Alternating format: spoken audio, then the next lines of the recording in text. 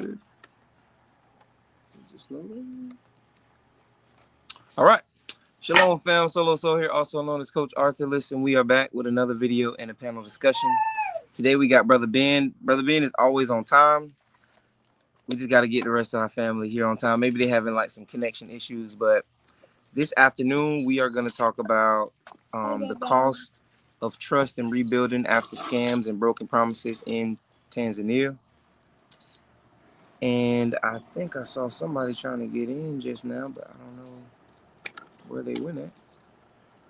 Let me scroll down real quick. Oh,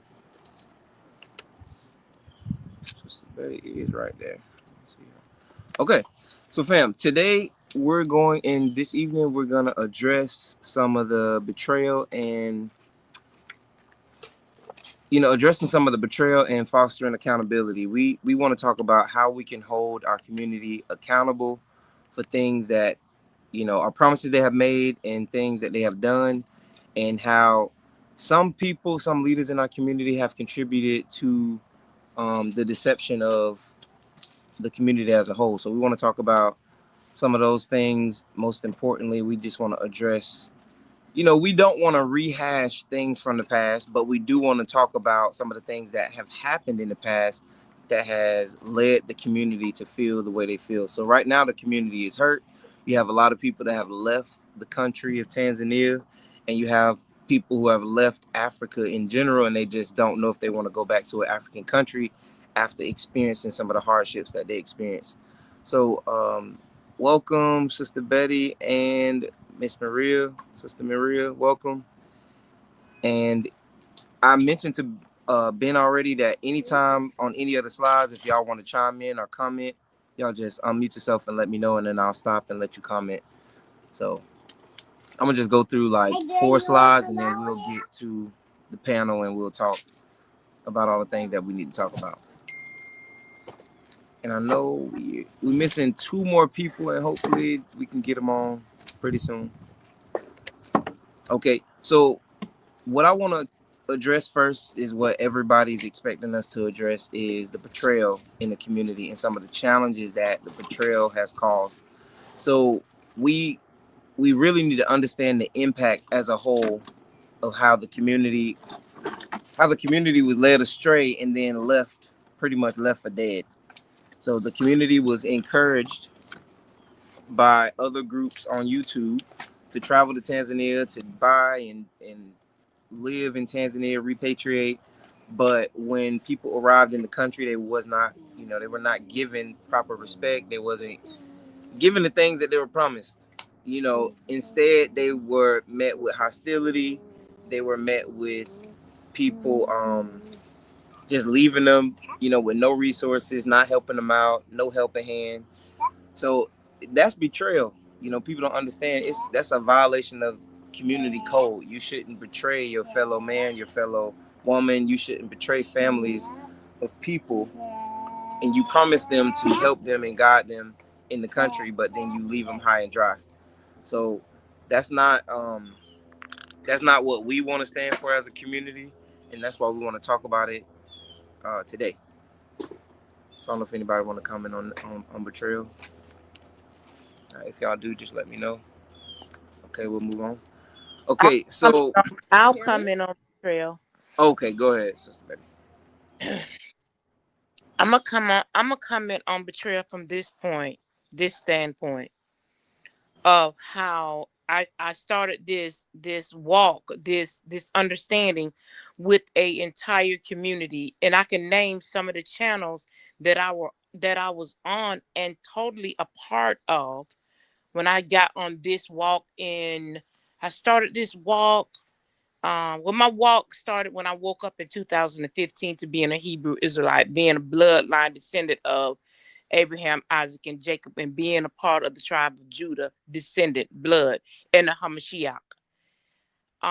In 2017, I got on YouTube and just started to interact with a lot of other different channels whom I believed with all my fiber, with all my being, that these people was of the same mindset as me. And this went on all the way through 18, 19. I mean, went all the way on into 2020, the beginning of 2025.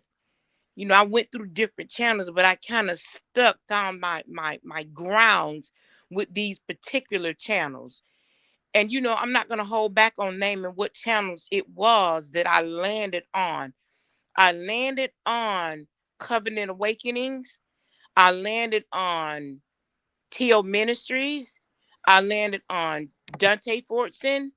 Then later on in the walk, I landed on Benaiah Israel. I landed on We Woke Now.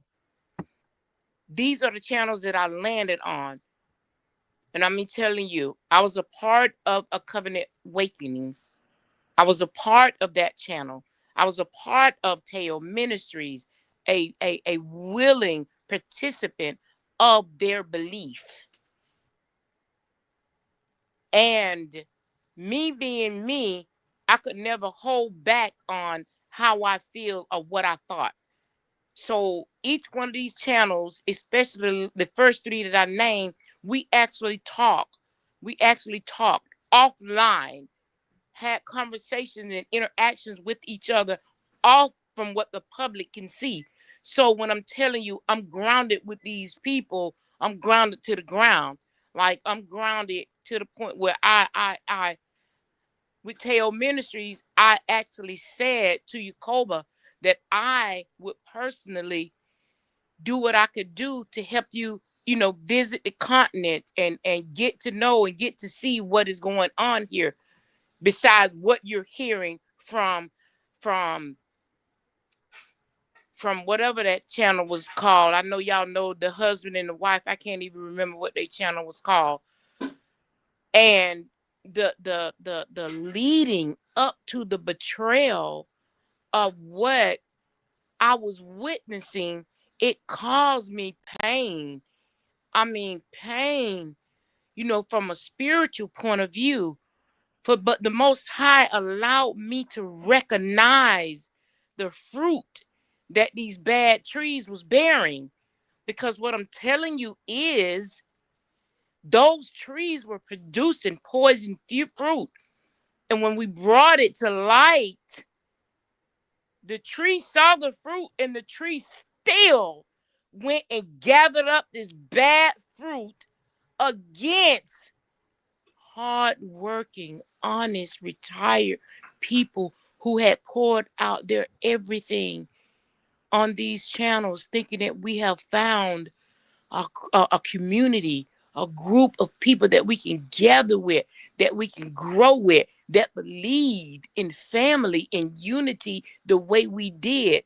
So when I realized that I had been betrayed in my faith, I did not get mad and I'm not saying this to bash anybody.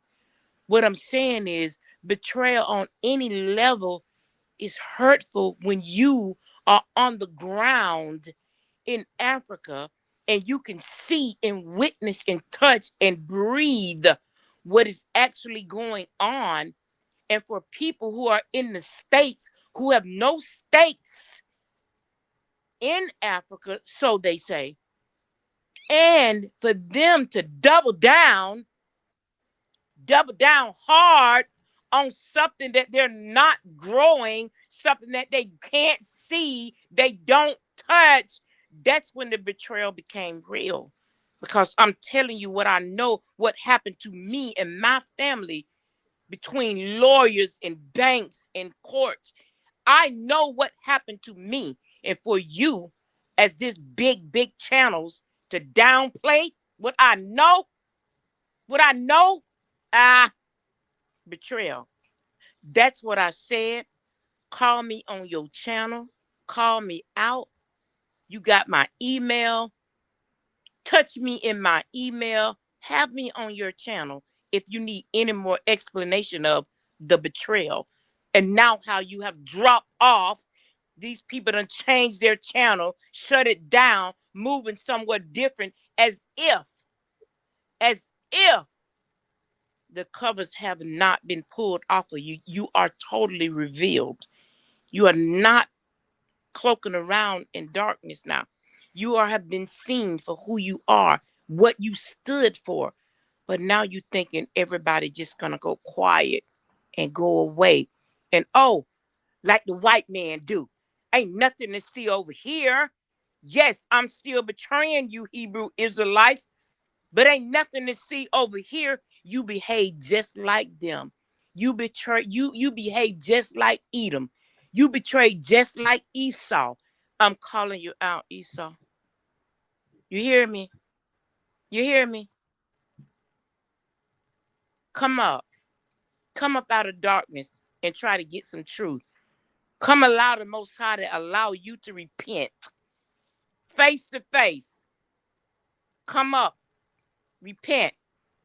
You all know what you did to innocent diaspora, but now you want to run away and act like it didn't happen. Act like you did not call people up on your channel who you lied on.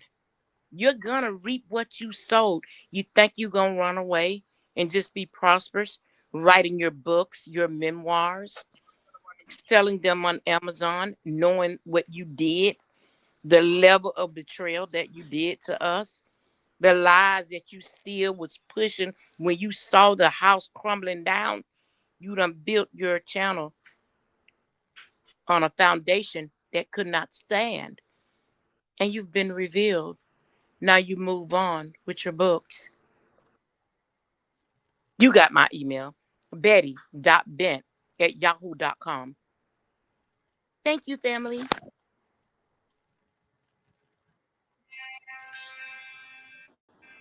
All right, I think Sister Maria wanted to comment on betrayal. Well, can you hear me? Yes, we can hear you. Can you hear me, Arthur? Okay. Yes, we can hear you. So for Claude and I, we didn't. Okay, for us, our repatriation journey didn't start with group or coming, being a part of anything or anybody or any group. We didn't buy any land. We solely came knowing what the journey was going to end. Was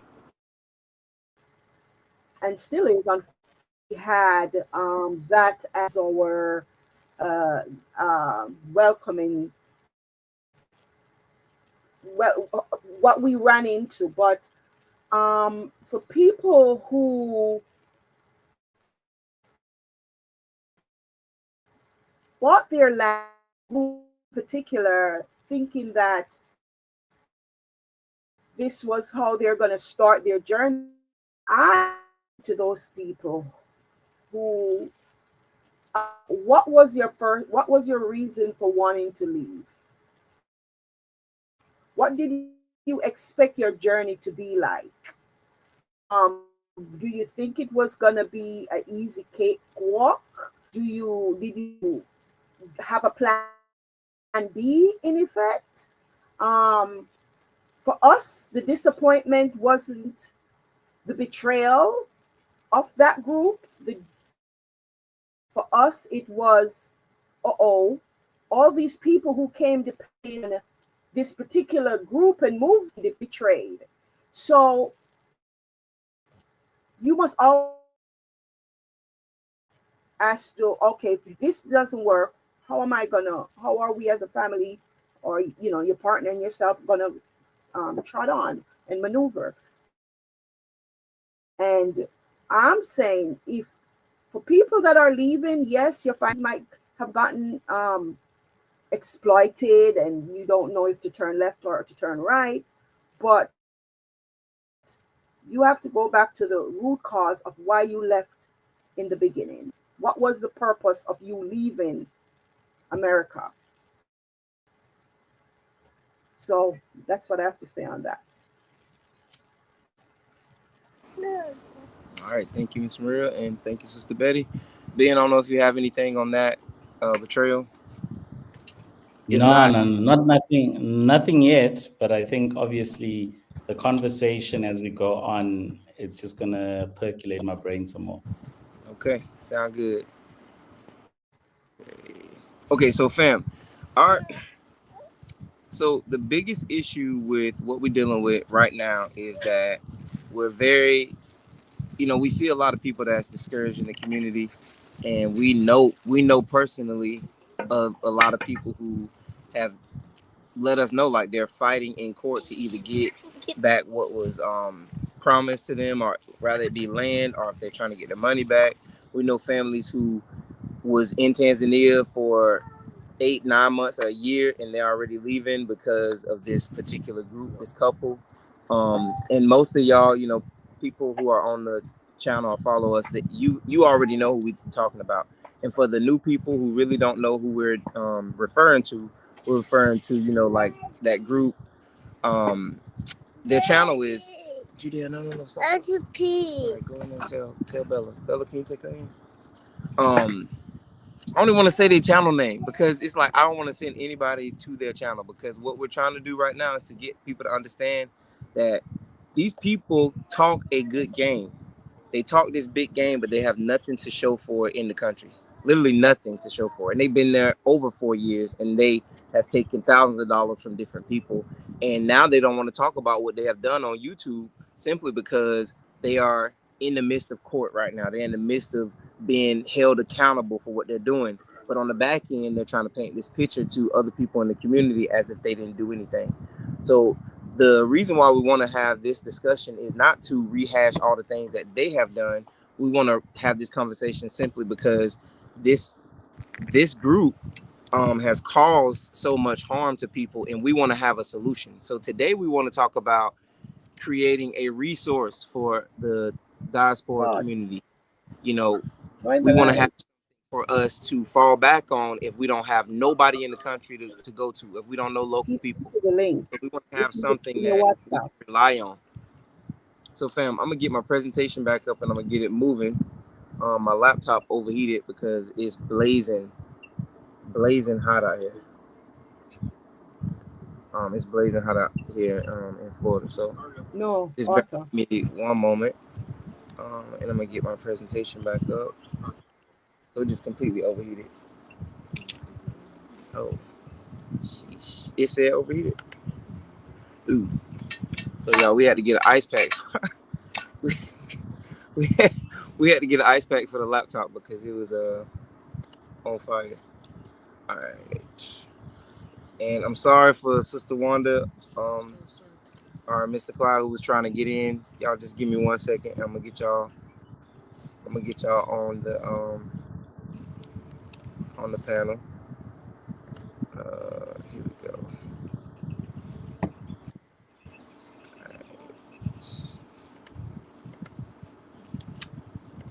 All right.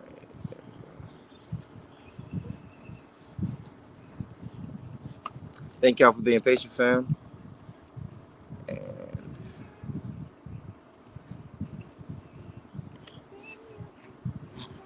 okay. There we go. We finally look like some things loading back up.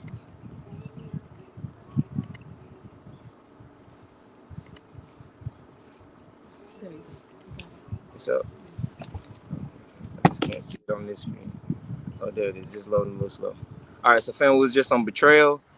And again, if you just came in, this panel discussion is about moving forward from the betrayal, not to rehash all the things that went down, because we know there's a lot of things that went down. So we want to talk about this evening, this afternoon, is redefining trust and the importance of holding people accountable in our community. So we want to establish an effective vetting process, to trust, so people know who to trust.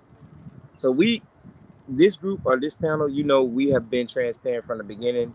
We always tell our experience. We deal with people who just gonna tell you straight up what it is. We're not gonna come on YouTube and play the victim. We're not gonna play the victim, and we're not gonna come here and point the fingers at other people. We want to come up with solutions and how we can move forward and how we can work through some of the things that we've been dealing with. So we want to have a comprehensive support system for repatriates. So people who want to repatriate to the country of Tanzania, and we want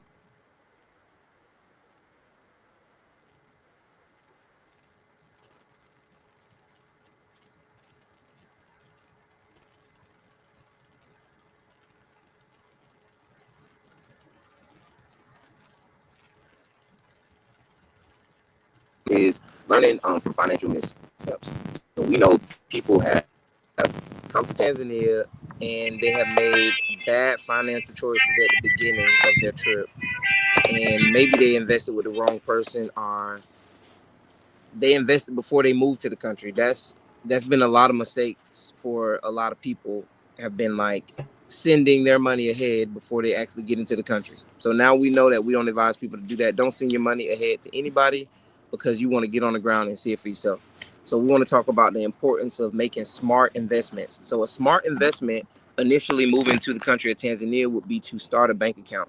So you want to first invest and get your money into a bank. You want to get your money into that. And then once you get your bank set up, if you have a lawyer, you can have your company being set up at the same time.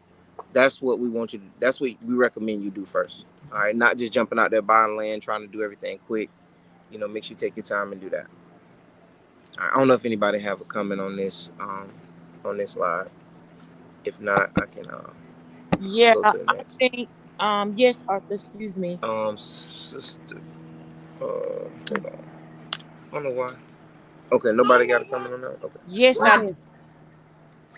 Sister Betty, we can't hear you for some reason. I don't know if it's my phone. Can Oh, anybody else hear? I see your mic working, but yeah, my mic is working. try to speak again. Can you hear me? It's very low. It's my phone. No, no, you good. Go ahead. Go ahead. You good. Can you hear me? Yes, yes, you good. One of the more important thing, one of the more important parts that I understood when we first started this journey, um, the different avenues that they tell you could send money. Do not trust and believe any of those avenues, any of them. Cash out, none of that. None of that. If you're dealing with funds, you need to have a way to track your funds. Even if you have some type of lawyer, some type of assistance in the country to help you facilitate your cash money, whoever you're dealing with. I don't care. We went through some hard times and we had a lawyer in the beginning of this journey. We had a lawyer that we were actually paying. But who gave us this lawyer? See, this how deep this is. You have a lawyer, but you got to be careful about who gave you this lawyer. Who said, oh, this is a good lawyer. You can use our lawyer. Now you got to vet them and you got to vet this lawyer, because the very people that were trying to take from us and set us up was the very people that introduced us to the lawyer. So it's so much. This thing is so deep. Whenever you start dealing with people on the continent, you got to know who gave you that lawyer. Who is this lawyer? Because this bad lawyer came from bad people, and come to find out, the lawyer and the people was on the same team of stealing and taking and lying. So it's very, very, very wise of you to take the opportunity to take a vacation, just like you go vacation anywhere else in Europe or anywhere else on the islands, before you deal with any lawyers, and even us. You must take that trip to the continent. Go to a bank on your own. Go that route and find you a lawyer. Find a lawyer that somebody in the diaspora has already been using. That means for us diasporans, that lawyer has been vetted. That means that you can come to us or to Jamaican African Travels and you can find out from us and them. What do y'all think? But see, you Hebrew Israelites, you're so stiff necked. You're so afraid of somebody trying to do better than you, trying to climb up higher than you, trying to build something before you do it, trying to jump out there and build a big community. Listen, all of it is lies. How I can tell you that is, me and my brother Bobby went to a big convention in Orlando with a whole panel of people. Even Ron Dalton, the author of from Hebrews to Negroes, he was there. He helped us gain some trust in a group that was selling land in South Africa, and me and my brother Bobby, we bought some land in South Africa. And family, when I'm telling you, those people have but dropped off the radar, and we continue to get emails from them telling us that we need to pay $50 to be on this meeting to find out with our lands. And when we try to contact these people, we get nothing. So I'm telling you what I know, not what I heard. This is a big time author, Ron Dalton from Hebrews the Negroes. I still get their emails. Where's my land? What is happening with the land that we purchased in South Africa? You got to come on the continent and do your due diligence with banks and lawyers on your own. I stand down. Thank you, Sister Betty. All right, anybody else want to add on to that? I just want to second what Sister Betty just said. You know, don't stay in America. And we've said it already, we've said it 1,000 times, and people are still doing it. Do not send your money to anyone here to purchase land. You got to set your foot here. You got to scout out the location where the land is. You got to walk around the village, see if the energy where you are feels right. Go to the local village, see if there are people, because you got to rub shoulders with these people. Is this somewhere that I can thrive? Is this somewhere that my family can be at peace? So for people, I don't know if the word is getting out. I don't know if people are listening. I don't know if they are paying attention to what we have been saying to them. Do not send your money. Visit for 2 weeks. Just come, source your own advocate. Go to 2 or 3 of them. For the most part, they'll give you consultation without you paying. So source them out. Sit with them, talk with them. If you're going to be purchasing land, or if you're going to you want land as part of learn the land laws, learn about the rules, because you're going to have a company. Tanzania recently changed some of its laws pertaining to diasporans and what kind of business you can have or can't have. See if you fall in any of those categories with your dreams and your plans. So, the word is out. Do not send any money to conduct any business here. Come and do what you need to do. Get used to the money, get used to the people. See who is in the diaspora group you can attach yourself to. It doesn't have to be us. There's tons of people here who are willing to, extend themselves. There are WhatsApp groups that you can join and, get little information here or there. And just have, just do your due diligence. Do your due diligence. Thank you, Sister Maria. That was good. All right, Brother Clyde is on. So, Brother Clyde, we're just going through about, I think we got 2 more slides, and then at the end we'll do the questions. But any of the slides, if you want to chime in or comment, you can just comment. Could you repeat? So we just going through the PowerPoint. So on any of the slides, if you want to comment or add something to it, you can just comment. So at the end of the PowerPoint, we'll do the questions. I think one of the questions was what we regret buying land here. One of the regret is that I have a friend of mine. When we first met, he said to me, I should buy all the land that I can afford around me, because that is one way you can generate some income, because as soon as you start to develop the land, you will find other people want to come beside you. And I did not take up his offer because I was afraid I get my money tied up, but in a couple months, all the land around me sold out, and I just have to watch people making money. And while my wife and I is the one that doing the development, you have people bringing people to show them what we're doing and selling land and making money while we're not making any. And that's why I share my experience with other people to let them know that, listen, sometimes when someone give you advice, it's because they have the experience, and experience teaches knowledge. So sometimes we have to just listen. And another thing, I did take too long to get started because the longer you stay, a lot of your money get depleted and you don't want that. So some people would say, oh, I just come in the country, I don't know about the country, so oh, am I going to do business? But oh, you're going to know business if you don't start it, because first you have to establish yourself.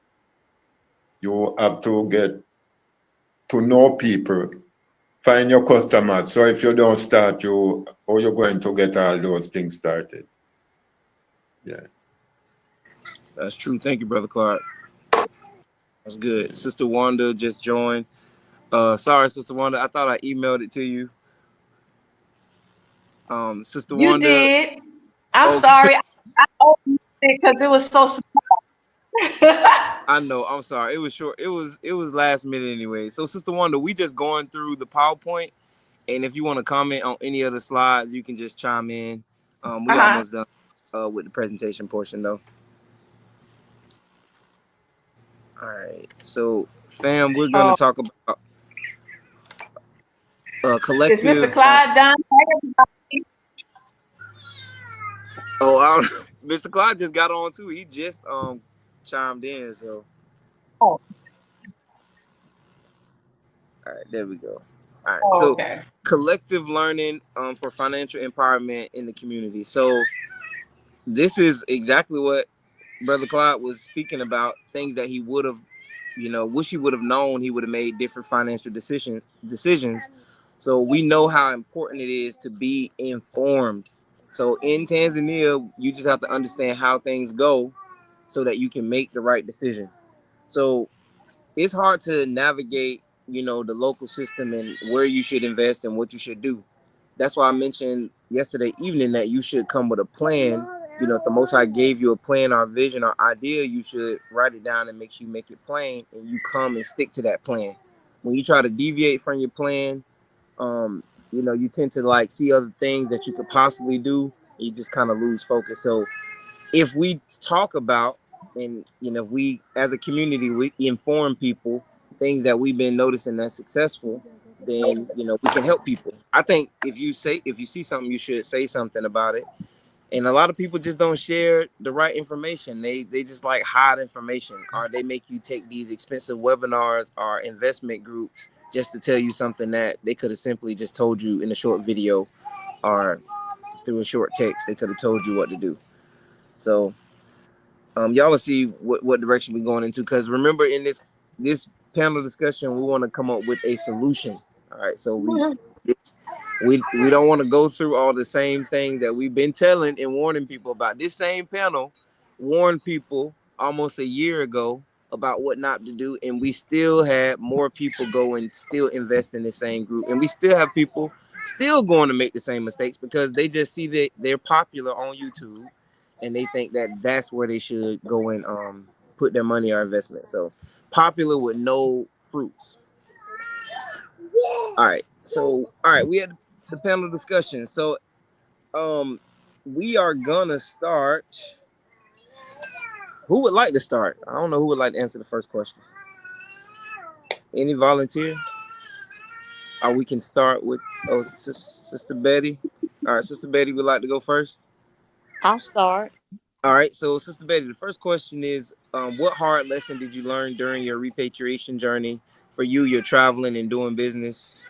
How has it shaped how you engage in the community today, or with the community today? That's the Hebrew Israelite community, and how does that shape how you interact with people now amongst the community? I think with all my studying that I did before I even encouraged you, Arthur, to go down to visit. Remember, I sent you down for your born day thing you wanted to go. So I'm like, okay, well, I'm gonna go ahead and let him go. I'm gonna let him go. You went down and you came back. You decided to shut up our family business.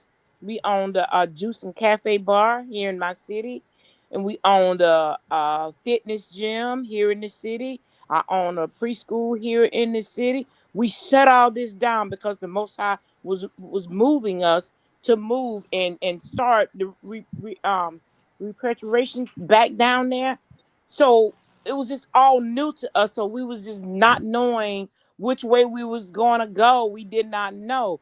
So what I learned through all of that, which was a good thing, the way we started with Arthur actually going down there, putting boots on the ground and meeting people and bumping elbows with people, he really got a good run on it.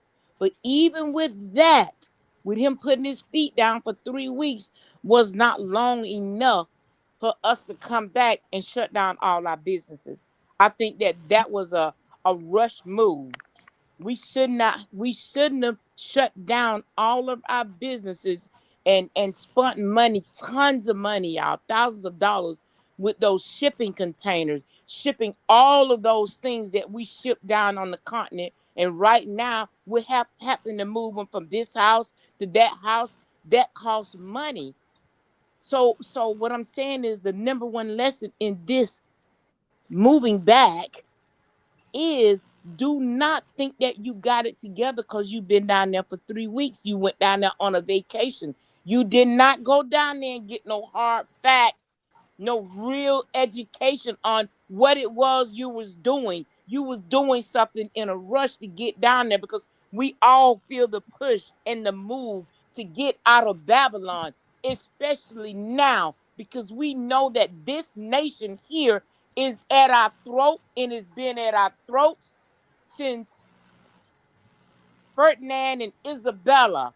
This has been at our throats since the popes, the Roman Catholic, said, signed a decree saying it's okay to enslave people that they felt was lesser than them, even though we are the creators of everything that they have today.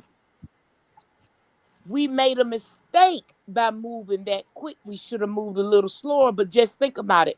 If we hadn't have moved the way we moved, we cannot be on this panel telling you what it is, what it really is, and saying, I dare anybody else who have not put their boots on the ground to step up to this panel and tell me that I am wrong. They're not going to do that because I'm going to tell you something. Right now, when we went down, I see homeless Americans in Tanzania. They are down there begging for food and money. And we're looking at them like, how did you fall way on a continent who's not going to hire you and give you a job? And you hanging around where the diaspora come and hang out at, begging for money and food and asking for people to help you with your shelter. This is what happened when you listen to those channels that have 30,000 people, 50,000 people. This is what happened when you listen to people who are telling you this information for you to hit that like button, who keep boosting up your mind for you to hit that like button so they can get paid and they can write books, but not giving you any real truth of what is going on the ground. So the lesson that I learned, slow your roll. Go do your own work and stop being lazy, sitting up under the tree, twiddling your thumb and skinning and grinning with your thousands, because guarantee when you get to the continent, them thousand that you skinning and grinning with, they going to be in them African pockets. And they still going to be looking crazy like, I don't understand you. Oh, yeah, they understand that greenback. So you can sit there and go down there skinning and grinning with them Africans if you wanna. You don't really know what they're talking about. You don't know their culture. You don't know what they think of women or men. You don't know nothing. Go down there as a babe learning. Don't go down there all head strong, mind strong, because you was a certain businessman or businesswoman in America. I'm a businesswoman. So, and I'm kind of tight. So I wasn't handing out my dollars to them Africans. Whatever job they was doing for me, I paid them for that job, and that's it. Because I soon realized that I am from America. Those people, the majority of them, I'm not saying all of them, they do not care that you put African American, put African in front of your name. The little girl told me that we are Mzungus, and I didn't even know what a Mzungu is. Oh, let's go to the Mzungu's house. That's telling you right there. They put you in the same boat as the white demon Edom, Esau, when you get down there. So we cannot go down there with the same mindset with our greenbacks, thinking that they accept us as Africans. They accept you as being more than them, having more than them, having the money that they want. That's the mindset you got to have when you get to the continent, going down there. Have the mindset of the country. I am blood African. That is in my DNA, but I'm not African the way they are Africans. Hold on to your money, family. This is the lesson. Hold on to it. Trust nobody. Trust none of those Africans in that sense with your money. Trust yourself and trust the Most High that He's going to guide you in the right way to go. All right, thank you, Sister Betty. That was awesome. And we could, let me see, who would like to go next? All right, let's start with I can go. I want to say, can I say something? okay, I heard both. I just want to pipe in here for a minute. Okay, go ahead, Miss Maria. Yeah, I just want to pipe in for a minute to say that so you're here in Africa. You decided that you're coming, you followed the group, you came, you have a piece of plot, you have a piece of land, you were successful in getting that. Now what's next? Now you have to keep front and center that this land that you're leasing, let's say it like that, that you think you own, you have to develop it. You got to show the government that you're doing something. And for me, I had to come out of my comfort zone. I had to get physically strong in order to make what Claude and I have going successful. I had to be mentally strong and I had to hone in on my faith. Spiritually, I had to, hone in and just know that all of these attributes, physically, mentally, spiritually, I had to turn it up because you're going to need it. You can come and you can hire people to do this and to do that, but to really enjoy the fruit of your labor, to get what exactly what it is that you want done, you must put in the physical work. You can't just have land and not do anything with it, or purchase a property and not do it. Remember, we're still foreigners. We're still diasporans. We're still foreigners to them, to say the least. So you have to work hard, and maybe you're going to end up working harder than you ever did back in America, because this now is yours. This now you have to. This is survival mode as well that we're in, and we're also competing with the local economy in trying to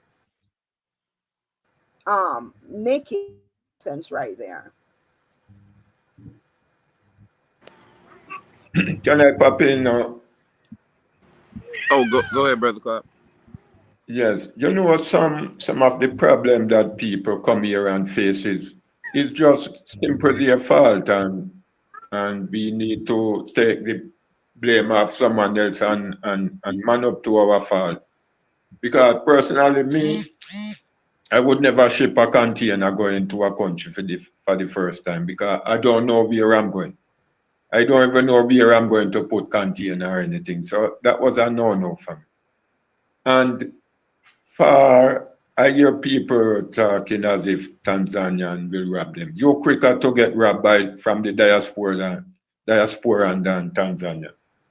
And some of these Tanzanian is the same diaspora and train them to rob other people when them come. So these people if you buy land from them once, yeah, you will get conned, but for many cases, people got their land.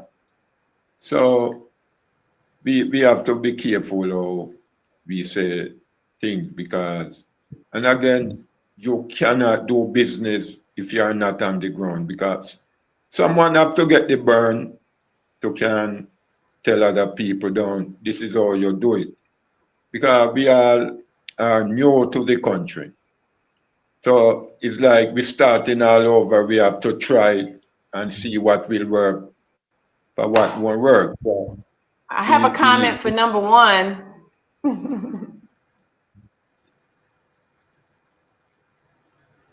Hello? Mr. Cloud wasn't finished, Arthur. Or Oh, a statement for number one. sorry.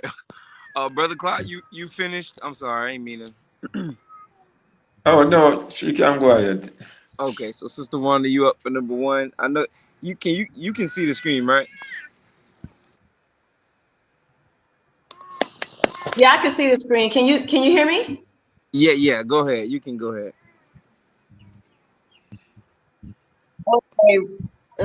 One hard lesson that I can that that that I learned is everybody that comes here is not on like the same, just because they're from America, they're not on that same journey that you are. So it's important to group with like-minded people, people who maybe have the same spiritual practice. That's very important because when I first got here, I was grouping with people with all different kind of spiritual practices, and they have a different purpose for being here. So you have to make sure that the people that you want to, group with or connect with, work with, or whatever, you're taking advice from also. These are people that kind of that worship the Most High like you do, and not the other people who worship other gods. Because just because we all from America does not mean that we have the same, we're like-minded. Grouping with like-minded people is important because sometimes that can have your wheels spinning when you're grouping with people that are not following like our father. So sometimes they can get you to do other things outside of what the Most High told you to do. He called you here, he's leading and guiding you, but when you're grouping with people who are not like-minded, sometimes you can be pulled both ways and you can get confused. So you got to make sure that your connections, that people you connect with are, because I had that problem. I was in groups with all these different people and I was so confused about everything. I felt like I had my mind set on what I wanted to do, but when I got in that group with all these different people, I was getting confused, and it took me longer to try to figure out how to, basically to listen to the Most High, to, move the way I needed to move. It took me a minute, almost 2 years, to just get out of everything and just focus on the Most High so I could see what He want me to do. So I would recommend that if you do come, and it's not easy, it's a different country, it's possible, but be careful with the connections that you make, that they follow our Elohim, they follow our Father, and not have you, because the enemy will use other people to pull you away also, to you'll lose money, you'll lose time. So that's kind of what I want to say. Thank you, Sister Wanda. That is very true. I definitely agree with you on those connections. So many different people moving to Africa. All right, so we still got our brother Ben. You want to chime in on that question, or you want to wait on the next one? It's up to you. Yeah. Go No, ahead. Arthur. Good evening, everyone. Good evening from Johannesburg, South Africa. I think some of these conversations have been quite interesting because what's been happening is, like, for example, Arthur and I met about 3 years ago. And what it was really for me was moving from Johannesburg through to Tanzania and finding myself in 3 different geographies at the same time and trying to push some of my businesses in Zimbabwe, South Africa, as well as Tanzania. And some of these themes, I think that Sister Betty was talking about, all these other speakers really, they find themselves, they give great resonance in terms of like some of the issues that you encounter. I think one of them really is language as a worldview in terms of struggle, is I assumed, even as an African myself, being in Tanzania, that we all understood struggle in the same ways. And what was a huge shock was the fact that people don't see it that way. And what you find in places like Tanzania or Zimbabwe or Johannesburg is different people trying to navigate and start businesses and start so many things. And you come with your experiences. There's nothing else you can do. You come with what you know, you come with your resources. But also, I think one of the hardest lessons I learned was just understanding that everyone is coming into these spaces with different struggles and different resources in terms of how they are really trying to navigate how it is that they're moving forward. So for me, I think there was a lot of lost in translation in terms of the language I was using in terms of understanding the environment. There was also this other idea of just constant displacement. I think if you find yourself, for example, in 3 different countries every other month, spending resources, meeting new people, navigating the environment, those things are about to happen. But it almost feels like time travel because you're moving through these spaces and trying to understand people, understand how they move. But I think it's very important to understand that people come with their own stories, to also understand that you're in a different environment. You need to accept that you're in a different environment and try and navigate the complexities of that environment you find yourself in. So I think that's just my own contribution in terms of point number one, just saying like it's important to understand that you're in a new environment, new people. It doesn't operate like a native environment, but you need to be able to embrace the fact that you're in a new environment. Thank you, Brother Ben. That was great. And I think that okay. All right, Sister Stephanie gone. You just gotta no, we gotta Shalom, family. Shalom, shalom. So I just wanted to chime in on question number 1, a hard lesson that you learned during the repatriation journey. I believe that a hard lesson that we learned was being careful with the people that you surround yourself with. There was, regardless of whether they are, African American or Tanzanian, whoever it is, just being careful of the people that you surround yourself with, because we dealt with unnecessary things because of the people that we chose to. We were very guarded. I will say we were very, very guarded, but there were certain people that we had in our circle that did not need to be there, and we dealt with unnecessary heartache.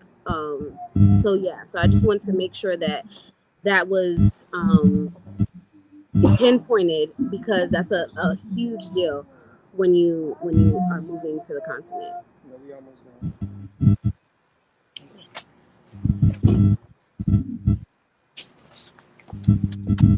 all right, fam. So this lady got the baby in the camera. All right, fam. One thing I want to chime in on for number 1 is a hard lesson that I learned on this repatriation journey is, and though it definitely shaped the way I engage with the community now. So I learned that even though you are going through stuff and the community sees, even some of the leaders in this Hebrew Israelite community, they see the wrong that people are doing to you. And I'm gonna just go ahead and say it. Theo Ministries, Yakoba and Teyu, for them to see it really hurt, because from speaking on some of their panels and like commenting and really following their teaching, and to see on the back end how they will let people beat and batter and neglect you and manipulate you and just ridicule you. We had so many conversations on the back end trying to resolve issues with T3 and me and his, his wicked partner. And it just, and I know we said we wasn't going to touch on it as much, which I'm not. I'm just going to make this statement because it shapes how I deal with the so-called Hebrew Israelite community. It makes me not want to deal with the Hebrew Hebrew Israelite community. It makes me not want to deal with the online presence at all. It makes me want to just go and start a new community, and we ain't gonna call it nothing to deal with that because we don't want to be tied to them, because they give us a bad name. And I'm just saying this because they have put a sting on our name, our beliefs in Tanzania. So believe it or not, even though it's not like publicized, because Tanzania, they believe in not putting everything online. You know, us coming from the West, we want to go online and we want to talk about everything. And that's how we connect with each other, unfortunately, because we don't have any common morals sometimes in how we deal with things. So we go online and we talk about whatever. But on the back end, fam, I want to let you know we actually tried to have conversations and we tried to resolve issues. But unfortunately, when you're dealing with wickedness, it's no angle you can come at wickedness. You can't come with love. You can't come with peace, and it does anything, because the heart is what the heart is. When you have a wicked heart, you have a wicked heart. So I believe some of those people were wicked before they got to Tanzania. Tanzania didn't just make them that way. They were wicked in America, so therefore they were wicked in Tanzania. And I think that eventually everything will continue to come to the light. As you can see, you know, people are taking things down off their channel. They're not talking about certain things. You don't hear people talking about Eco Village anymore. But fam, I want to let you know, as a community, we are still working towards coming together as a community on the ground in Tanzania. So I don't really say I can engage in that online presence of community, but if anybody wants to talk to us personally and connect and really do something on the land, and we ain't talking about money, we talking about just good, positive conversations about what we could do in the future, like we definitely open to that.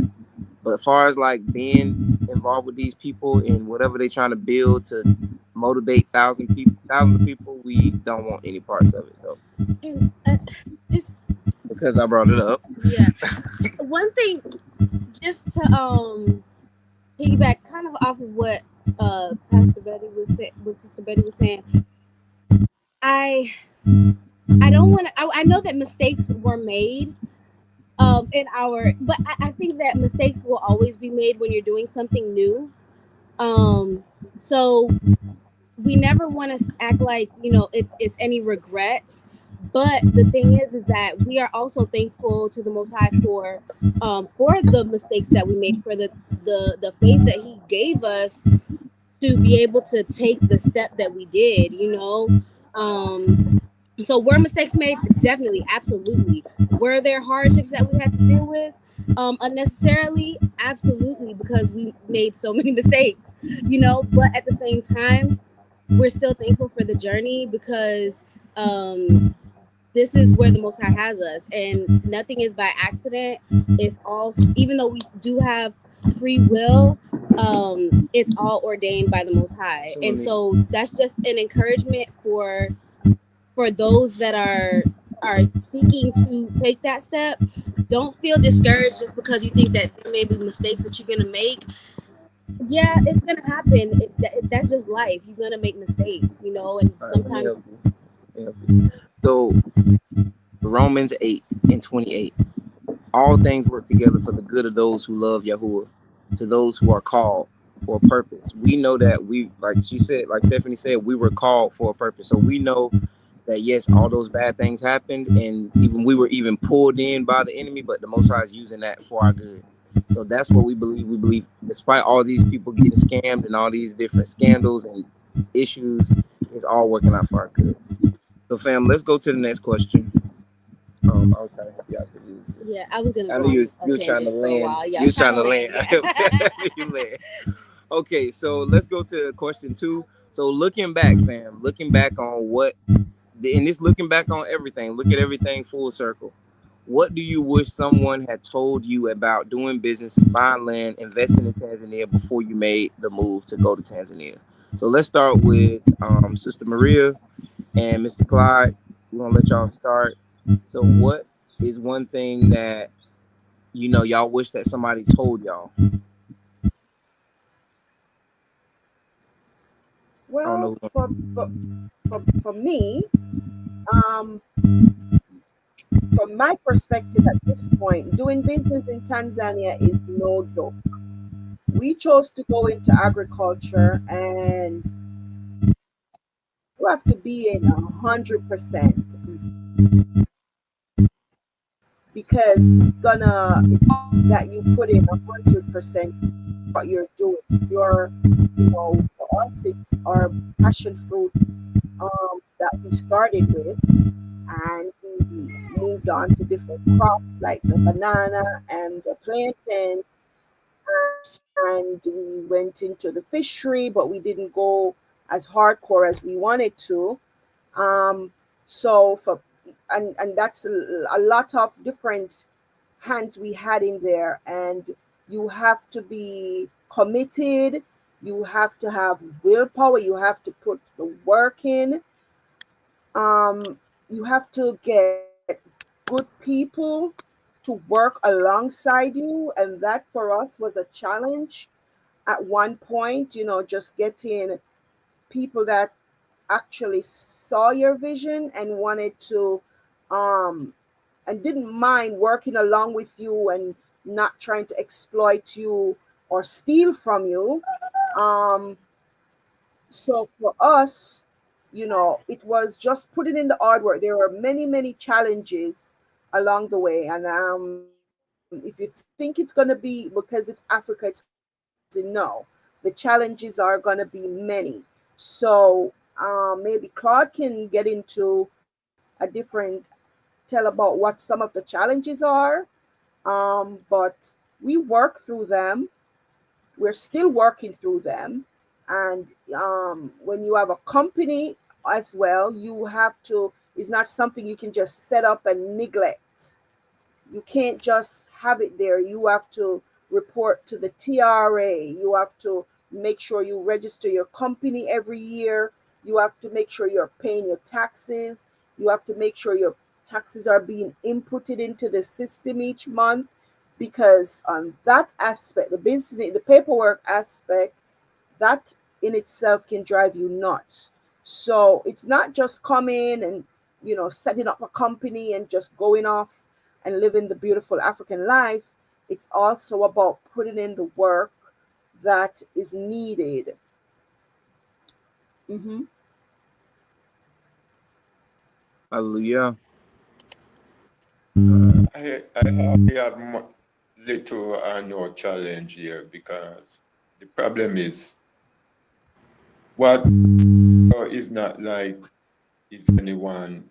It more would like the soil, because we plant, our main crop was passion, and because of the soil, it not doing that well. So we have to try to divert to something else. But and another thing, if you come here said you're going to do farming, you have to acquire a lot of land. Because if you make profit of farming here, you have to plant plenty, because it's cheap. It is very less expensive than over the west. So you have to put in more crop. Because the market here is not that bad. People will come, but if they know they're not going to get the quantity that they need, they're not coming, because they want to know. For example, you live in Bagamoya, and someone would travel all the way from Dar es Salaam to come and buy the crop. They want to know they get a full load of anything they come in for. But they will come once you have the amount. So if you're serious, you have to just go in it big, and then you will benefit. But coming here buying 1-2 acres of land, that is joking. Even 5. You have to start from 10 upward. And I think the language barrier is one of the problems we face, having people working around you, because sometimes you cannot relate to them properly. They don't understand you, you don't understand it. So that is a challenge. But we are here, so we have to fight it, because one thing I know for sure, I'm not going back west. So if everybody else going, me is the only one going to stay here. So whatever it takes for me to survive or strive, I have to, because I come here on a one-way ticket, so it's going to remain like that.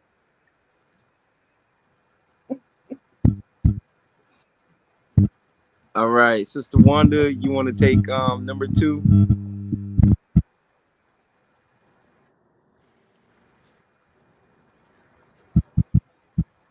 If you're ready. You want to take Yes. Number two. Can you hear me? Yes, you good. We can hear you.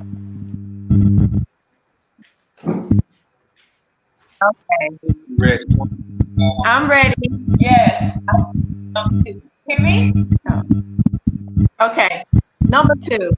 Um, what? Let's see. Looking back, what do I wish? Okay. See, for me, I took my time in doing everything because I didn't know a lot. And as a woman trying to figure all this out, I did need to create the company, create the business, but um, it's different. It's a lot different than it's totally different from America. So when you think of doing business, it's not the idea that you think like in the West. It's just so different. But you need like patience, and you need to have patience, and you need to not give up. You need to not, when things don't work out, you need to be long suffering, or you need to have patience, because things are not going to always work out the way you thought it would. So you have to always be prepared to change gears, change direction, and not just throw in the towel because things are not the way you thought they should. The taxes increased for me for some odd reason. This year they have a new tax law. So things change constantly in business here. So you have to be like, you have to be committed and just make the changes, and, just work through whatever changes come. And you might have to change, you know, business situations might change, or anything can change. You have to be flexible. You have to be flexible. You have to have patience, and you have to be long suffering. You can't just quit because things are hard, or you know, just have to. Yeah, you have to trust the Most High in that, because it's a challenge when things change and you're not used to it, and then you don't always know like what I should do. What should I do now? So you got to kind of be like calm, have patience, ask the Most High to show me where do I go from here. So kind of that's kind of what I can contribute. Hallelujah. Thank you, Sister Wanda. And Sister Betty. Shalom again, family. You can hear me. Yes, we can. First of all, looking back, what do I wish someone had told me? I wish someone had shared with me, like the steps of buying land. See, because if we have known that, we wouldn't have almost lost thousands of dollars to this couple saying that they was gonna purchase land for us. I wish I'd have known, but the Most High stopped the process before it could even be taken away from us. He stopped the entire process where we never did really get into that. And the reason why, after we purchased land on the continent and learning that you need to go and meet with the chief, the village chief. Before you even think about land, first you need to get down there and walk the land, see the land, see if you're buying some what we call in Florida sugar sand where nothing can grow. You need to go and see how good the soil is for what you need for you and your family to grow and to benefit from. You need to meet the villagers and the village chief in order so he'll know you and you'll know him, and you'll have your family, your business started out with knowing who it is you're actually purchasing land from. Because if you were sending money to anybody, any couple, any group, you don't know what you even bought. You don't even know if you bought land that you can grow a a weed in, a stick, let alone a mango tree, a papaya tree, a avocado tree, coconut tree. You don't know what you really bought because you have not had the opportunity to walk that land, to see that land, to see what it is that you're actually purchasing. How is that foundation going to be for the house that you actually want to build? You know, is that land, does that land, like we ran into that big conundrum of the property that we bought, even though we saw it, Arthur visited it and everything, we actually had to do something on that property that it baffled me to this day. Because when I did go down there, we had to ride boaters to get to the land. And when I tell you, that was the most terrifying thing I ever did in my life. In my life. And I was a fruit picker. Somebody used to picking oranges for a living. Oranges, grapefruit, tomatoes, apples. I was a migrant. So I done been in some rough orange groves. But when I tell you that African terrain hit different, boy, that thing hit different. It hit like Raiders of the Lost Ark tough. When they put me on the back of that boater and went to ride, and it wasn't no road, no road. It was canals and ditches and dips and hills. I thought my life was over, but when I tell you I had a good African Tanzanian who could ride that thing like somebody was riding it was like being on the back of a wild horse. I thought that thing was gonna throw me over in the bushes, in the ditch. Oh my! I'm like, I'm not going back to America in whole pieces. But my Abba, y'all took care of my life. So what I'm telling you is, we did not know we had to go down there and rent some trucks to make a road. We created a whole road.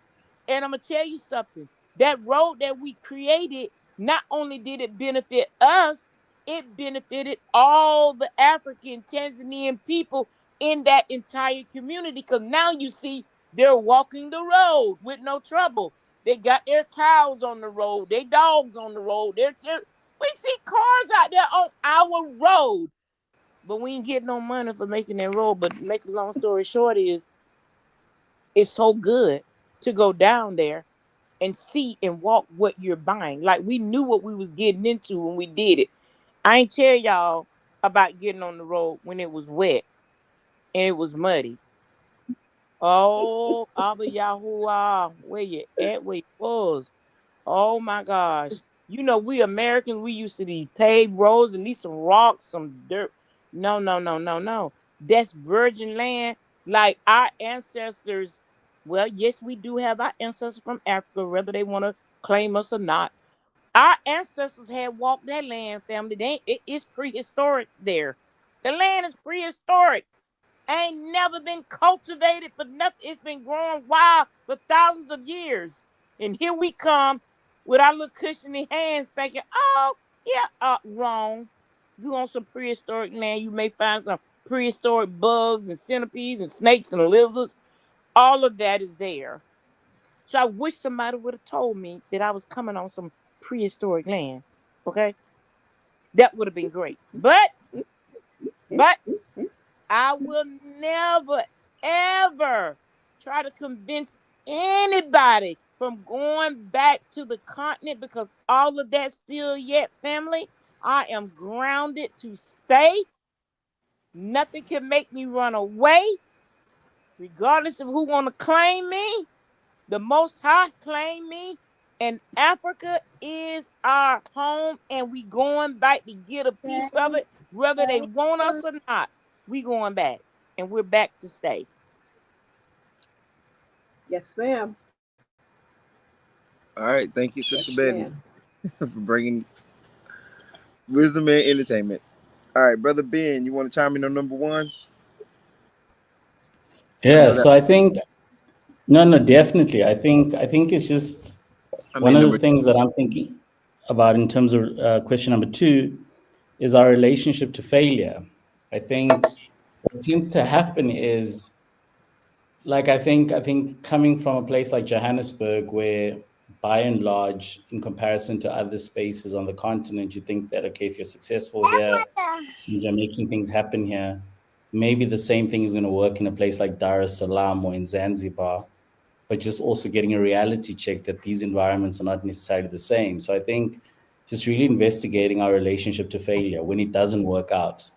in terms of how you're thinking it's going to work out. I think one of the things that I struggled with, especially, was this idea of skills, because some of the enterprises that I initially wanted to work on had to do with a lot of skill sets that I thought were so readily available in a place like Tanzania, like they are in a place like Johannesburg or in a place like Zimbabwe, Mashingo, or Harare, but you didn't necessarily find those particular skill sets. So that was very difficult, and this thing of like, how do you confront that when you're trying to recalibrate what you thought was a business venture and whether you can like really readapt and think about this thing.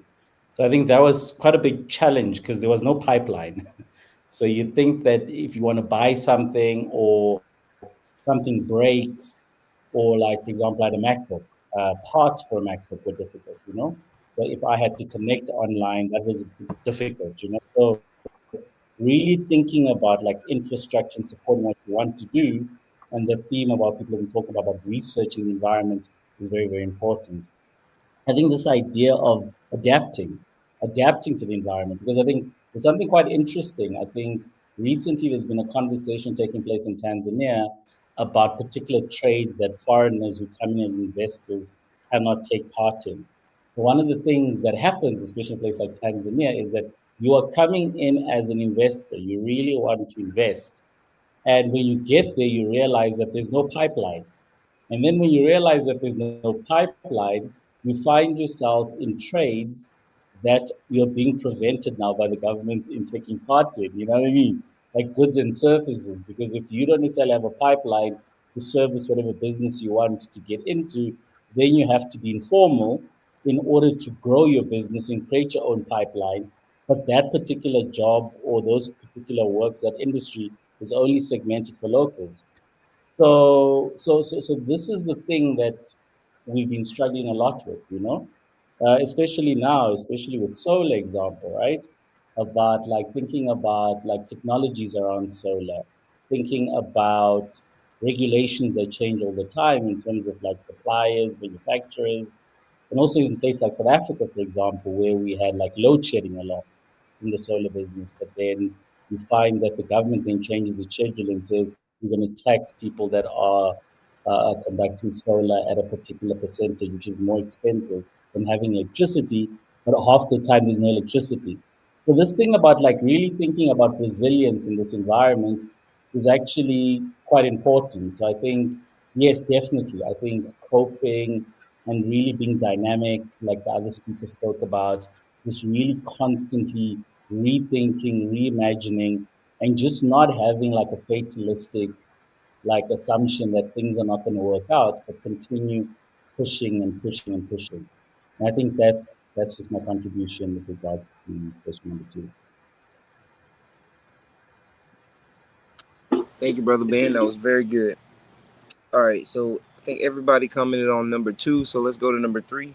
So what does a healthy, honest What does a healthy, honest, and unified repatriate community look like to you, and what small step can each of us take to get there? no. And I don't know who want to go first. Want to start with Miss Maria, you and Mr. Clyde want to start this one as well? What does a healthy, honest, um, a unified community to me?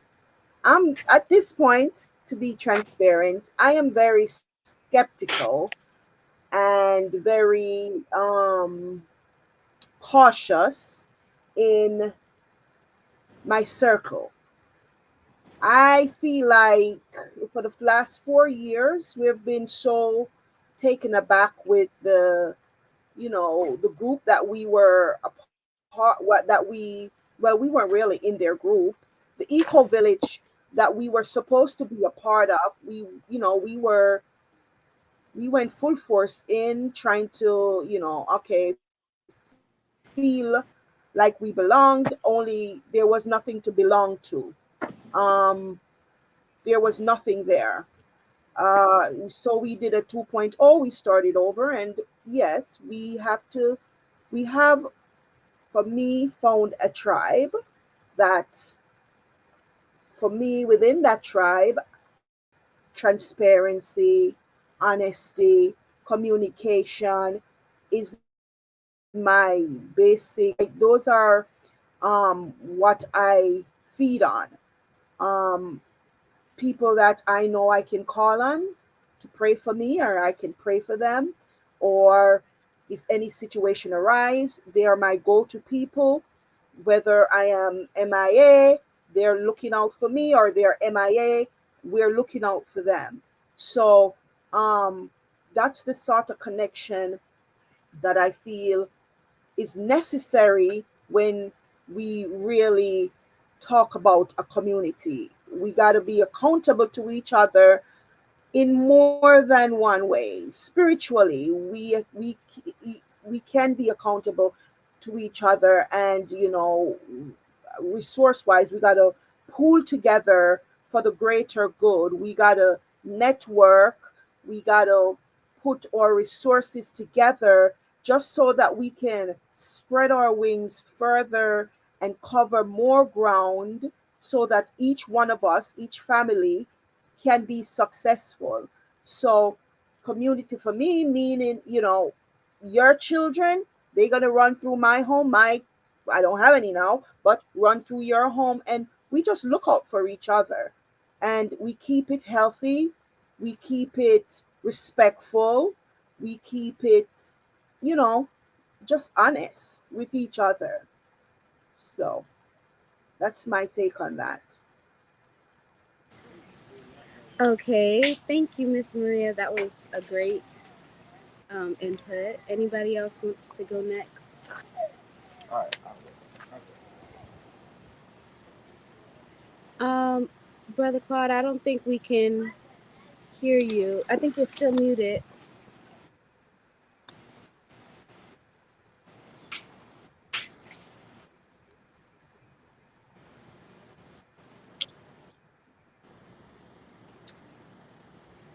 Maybe somebody else can go while Carl get his phone together. I'll Okay, I'll go ahead and go. okay. What does a healthy, honest, and unified, Unified repatriate yeah, community look like? look, okay. From the beginning, we thought we found that. Like I said before, I'm not gonna beat a dead horse over the head. Um, we thought we had that. Like I said, when I opened up, we thought we found that in the different Hebrew Israelite, so say, channels that we connected with. We thought we had that, but the Most High showed us that it's not what it was, and I'm thankful. I'm highly grateful and thankful for Him revealing what it really was. But now, as going on 2 years, us building and growing, not only on the ground but as a community. As we found family there now that's been standing by our side while we are in America, and we're standing by them. We're there for each other no matter what. We have our ups and our downs, but at the end of the day, we come back together. We don't let the sun go down or 2 or 3 days pass where we don't talk about things and get things back together. Because just know this, family, Hasatan is busy. Hasatan is busy to continue to keep us separated, to continue to think that we cannot come together and build. Remember, the Most High says that He is going to do the gathering, He is going to do the calling back. And I truly believe that once we got our feet settled, He is calling us back to unite. And we have found a united family to be with. And I just urge more of the diaspora to please come together and find a like more like brotherhood and sisterhood to come together with. And I'm not talking about on just a just because we're not religious. We believe in the Son, the Messiah, Yahushua Hamashiach, and we believe that He bears His father's Yahuwah Ruach Hakadash. So we truly believe that we don't have to say we're a religious people. We believe in the truth, the life, and the way, and he is the way. Once we came together knowing that Yahushua HaMashiach is the way and the only way, once we know that, we know it, I don't need to hear you say, oh, I'm a Hebrew Israelite, and you stabbing me in the back. I'm a Hebrew Israelite, and you sowing bad seed. Oh, I'm a Hebrew Israelite just like you, but you whispering, you're backbiting, you're lying, you're stealing. So your mouth, he's not going to judge you by your mouth. He's going to judge you by the contents of your heart. And we look at the contents of a person's heart. You see, because your actions is going to tell me who you really are. You can say one thing, but I know what I see.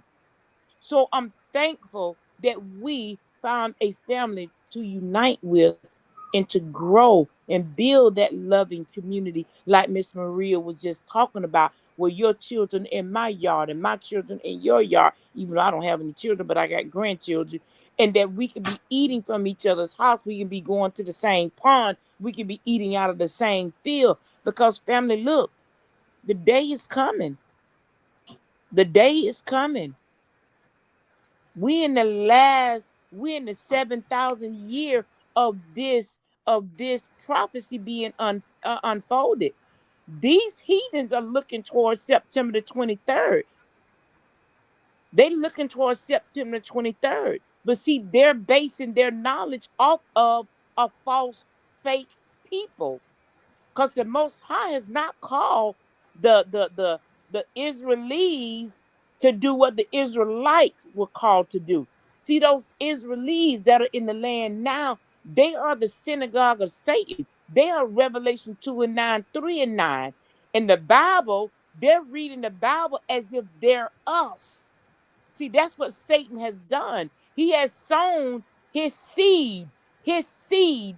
You thinking like seeds, like a watermelon seed? No, his seed from his own body. He has sown his seed to grow up with Yahushua HaMashiach seed, to grow up with Yahuwah's seed. Satan has a seed on the earth, and that seed is growing with Rome and growing with Israel. This is a whole antichrist satanic system that the world is basing our prophecy on. While we sit back and watch, we're sitting back and watching Satan's seed pretend like they are the prophecy, they are the chosen, but they are not. They are Revelation 2 and 9 and 3 and 9. Look what just happened in America to Charlie Kirk, who is a total racist. He is a total white supremacist. And I'm just saying this, I'm not going to call that man no name because we do not abide to violence. But he sowed pure, wicked, bad seed. See, that seed that he was sowing within the earth, he was sowing that within the earth, showing who his daddy is. Because that Jesus Christ symbol is only the Antichrist system. Because look at it. Look at it. It does that sign only sows wicked anywhere over the entire earth, anywhere that seed, anywhere that those Edomites and Esau go all over the world, they do nothing but kill, steal, and genocide. How do you leave the Caucasus of Europe and go to Africa and say, I found it? I found Africa. It was just out there with nobody there. So I can colonize it, enslave it. I can do whatever I want. That is Satan. Because you gotta remember, Satan himself enticed Yahushua HaMashiach, telling him, if you follow me and bend your knee to me, I will give you the reins, meaning the kingdoms of the world. And the kingdoms of the world now is ran by who? Lucifer and his seed. They run the rings in the kingdoms of the earth. That's how you know who they are, because they bend the knee and praise their daddy, Satan. So what I'm saying, family, you better find your community. You better find some like-minded people like you. Remember, that road is narrow.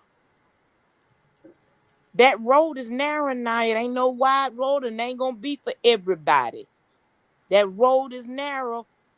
The Most High is calling us to repent and be in forgiveness with our brothers and sisters, meaning Israel.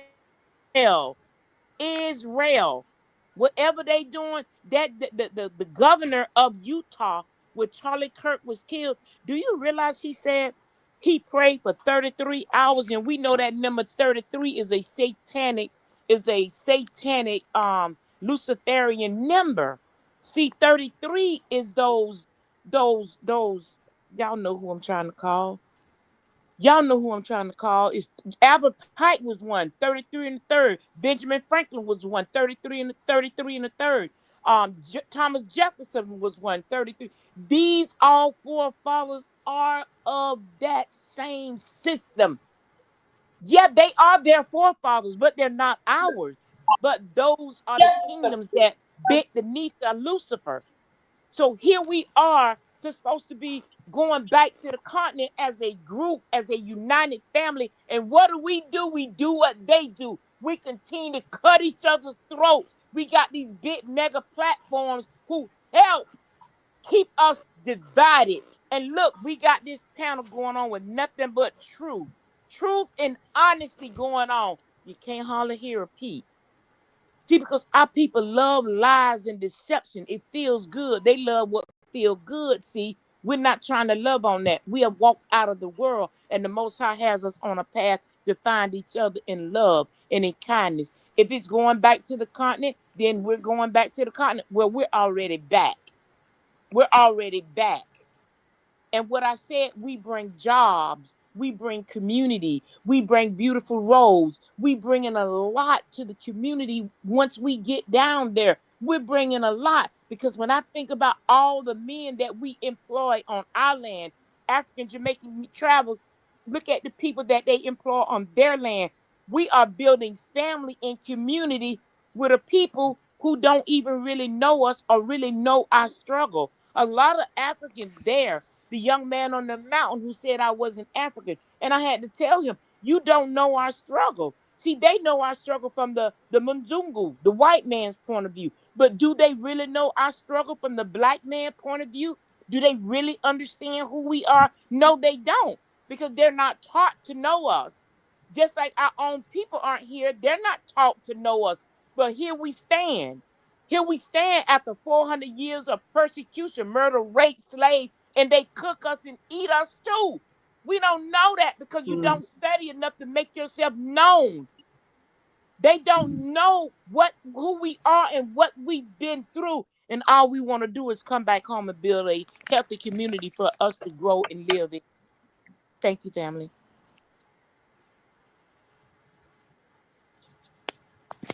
Hello.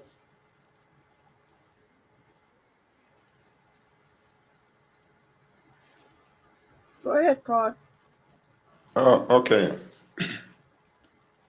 You know, another of my disappointment coming here is the disunity among us as Black people coming from the West. Because I did strongly believe this would be our greatest asset for us as Black people coming to Africa to unite. But we are disunite, and united we win, divided we lose, and that's what's happening. And again, people, we must always not just listen to what people say, look for their action, what they're doing. And you know, right now, I do my little channel and I promote farming. Whatever you see on my channel is what I do. And I don't see anyone call me, ask me if they want to invest with me. And the person who going around tell them that, come invest with me, I'm doing farming. Those are the person that get support. So sometimes we cannot blame the wrongdoer.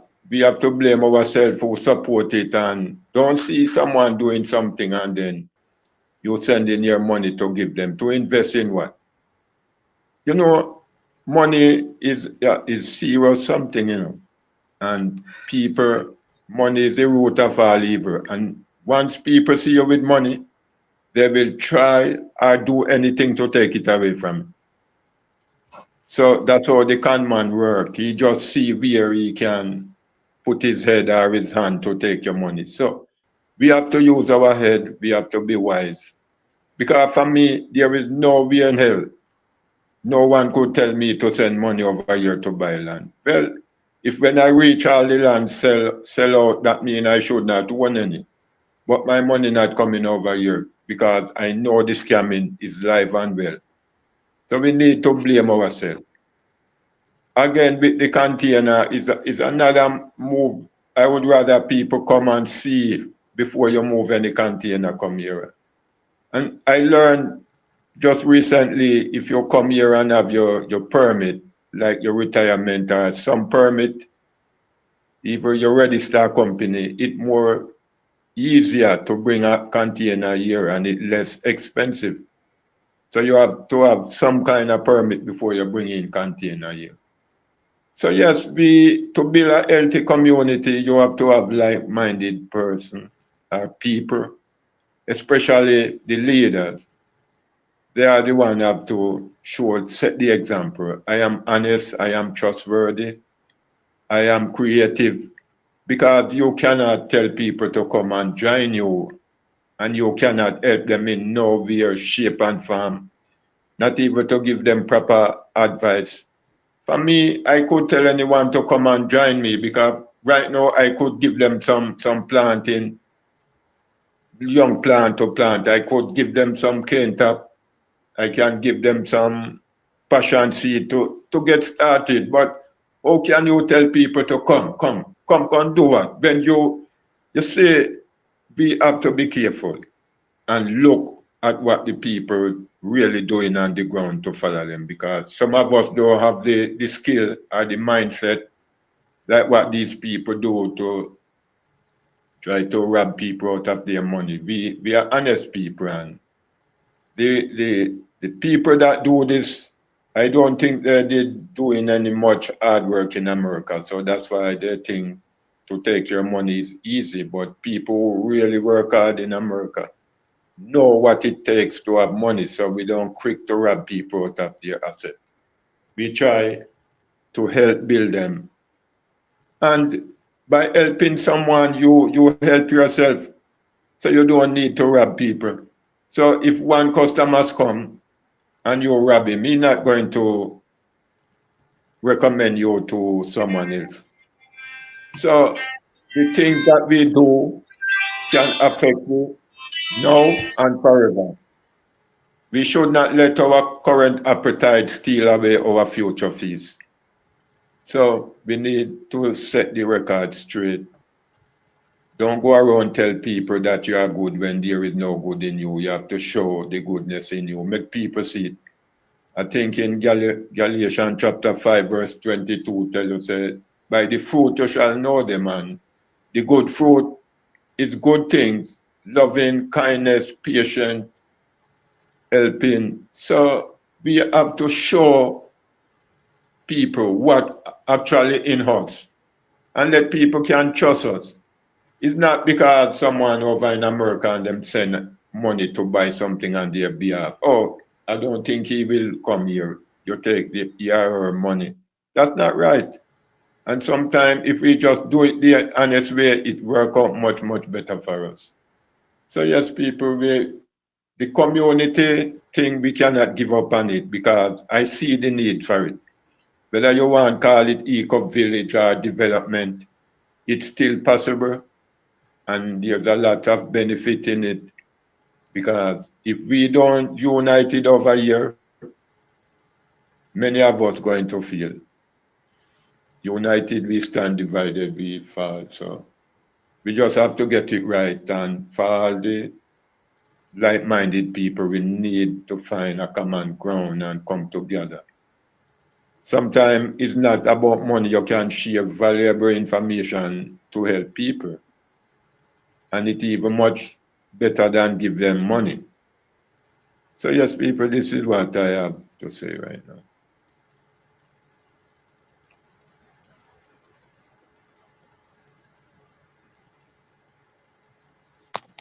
Family, before somebody else get on, I want to thank somebody that did put it in there, Brother Jeffrey and Sister Georgetta.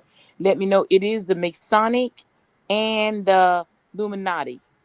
When that dude got killed, Charlie Kirk, he said he wasted, it was 33 hours that he was praying and hoping that the murder did not come from the white community. He was praying that that came from either black community or an African American or immigrant community. But the murder of their prominent man, he wanted to be the 47th president of the United States of America. So he came from big backing money.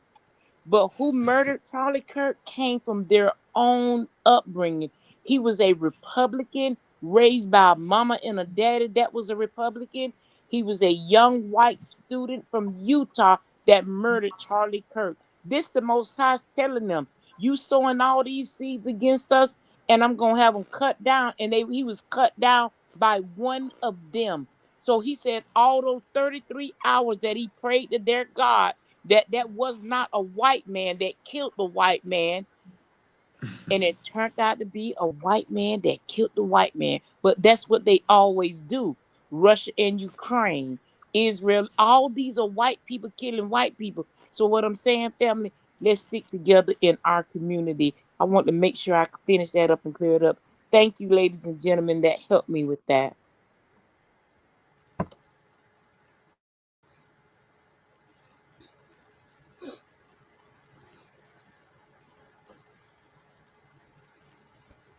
Yeah, I think maybe let me address point number 3. I think one of the things that I've been thinking about is this idea of acceptance.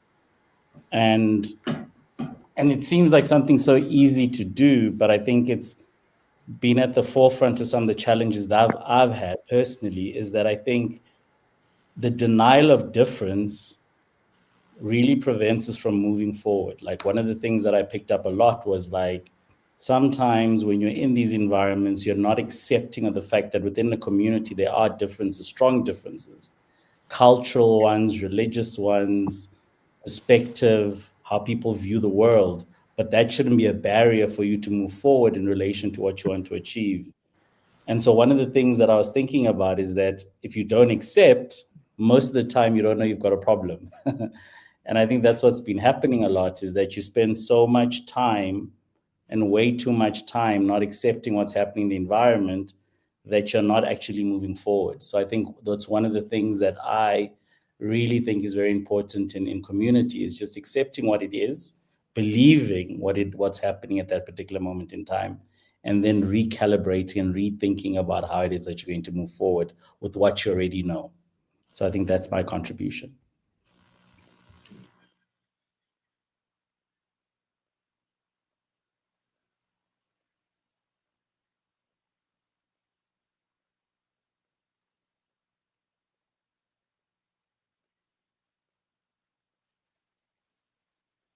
I can give my point of view on number 3 if you want me to.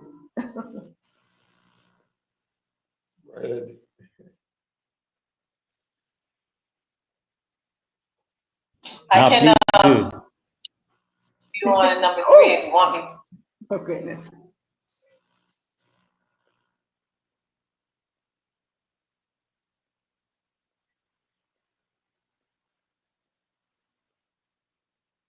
Is Coach still in here? Or did he fall out? No, I think he fell out, but I think carry on, yeah? Okay, so I'll do my contribution for a community for us. I think we still have, of course, we have a chance to be a community, but I think we can start, I think, it with like networking, with being learning from each other, supporting one another. So even with whatever we're doing in business, farming, whatever we're doing, we could network with each other. We can connect, like people that we know that need help. We can recommend each other who was doing certain things. Like, Jamaica African Travels, they actually have a farm set up, here right now. So if someone comes and I connect with them and they are interested, I can refer them to them. And if I decide I want to buy some farmland, I can consult with you guys who actually have the land, and you can give me advice, as well as you can teach me I can learn from everybody on this panel. So that I think that's a way that we can start building community, is by being open to learn from one another, networking with one another, and I thought they said three: networking, and supporting one another. So if you have like a business, if you have some kind of services that you provide in Tanzania, we can support you even if we refer people to you. So for me, I do consultations. So I speak with a lot of people who are wanting to come here in the state. So it's an opportunity for me to refer them to our people who have farms, our people who have, this business or that business. So these are certain ways that I think that we could start building our community. It does not always mean that we have to have like an eco village, but we can do different things here in Tanzania, but we can still be somewhat of a community by networking, connecting, meeting up, doing panels like this, chatting, sharing resources of what we can do. If people want to learn different, areas, we can share with each other. So that's kind of my contribution to number 3, in that it is possible for us to have a community here in Tanzania. We don't all have to do the same thing. We don't all have to even have a farm. Some people might want to do manufacturing. That's a big Amen. area that they need stuff here. They need a lot of manufacturing. Everything is here, but somebody got to manufacture it so they don't have to send it out and then buy it back after it's all, changed. So that's another area that, somebody can, one of our people, if they're interested in manufacturing, that's an area we can contribute towards that too. So that's my contribution. Yes, good one. Okay, thank you, family. We got knocked off there for a second. I'm not sure what happened, but we are back. So one thing that I wanted to add to what does a healthy, honest, and unified repatriate community look like? I think that it's twofold, because I think Brother Ben made a good point, as well as Brother Claude. Even though you two are saying two separate things, I think you can take both of those things and put them together, because it is very important to be in a like-minded community of those who believe in this in a similar way. But it is also important to understand that we are going to have our differences, because we were all raised differently. We all come from different backgrounds.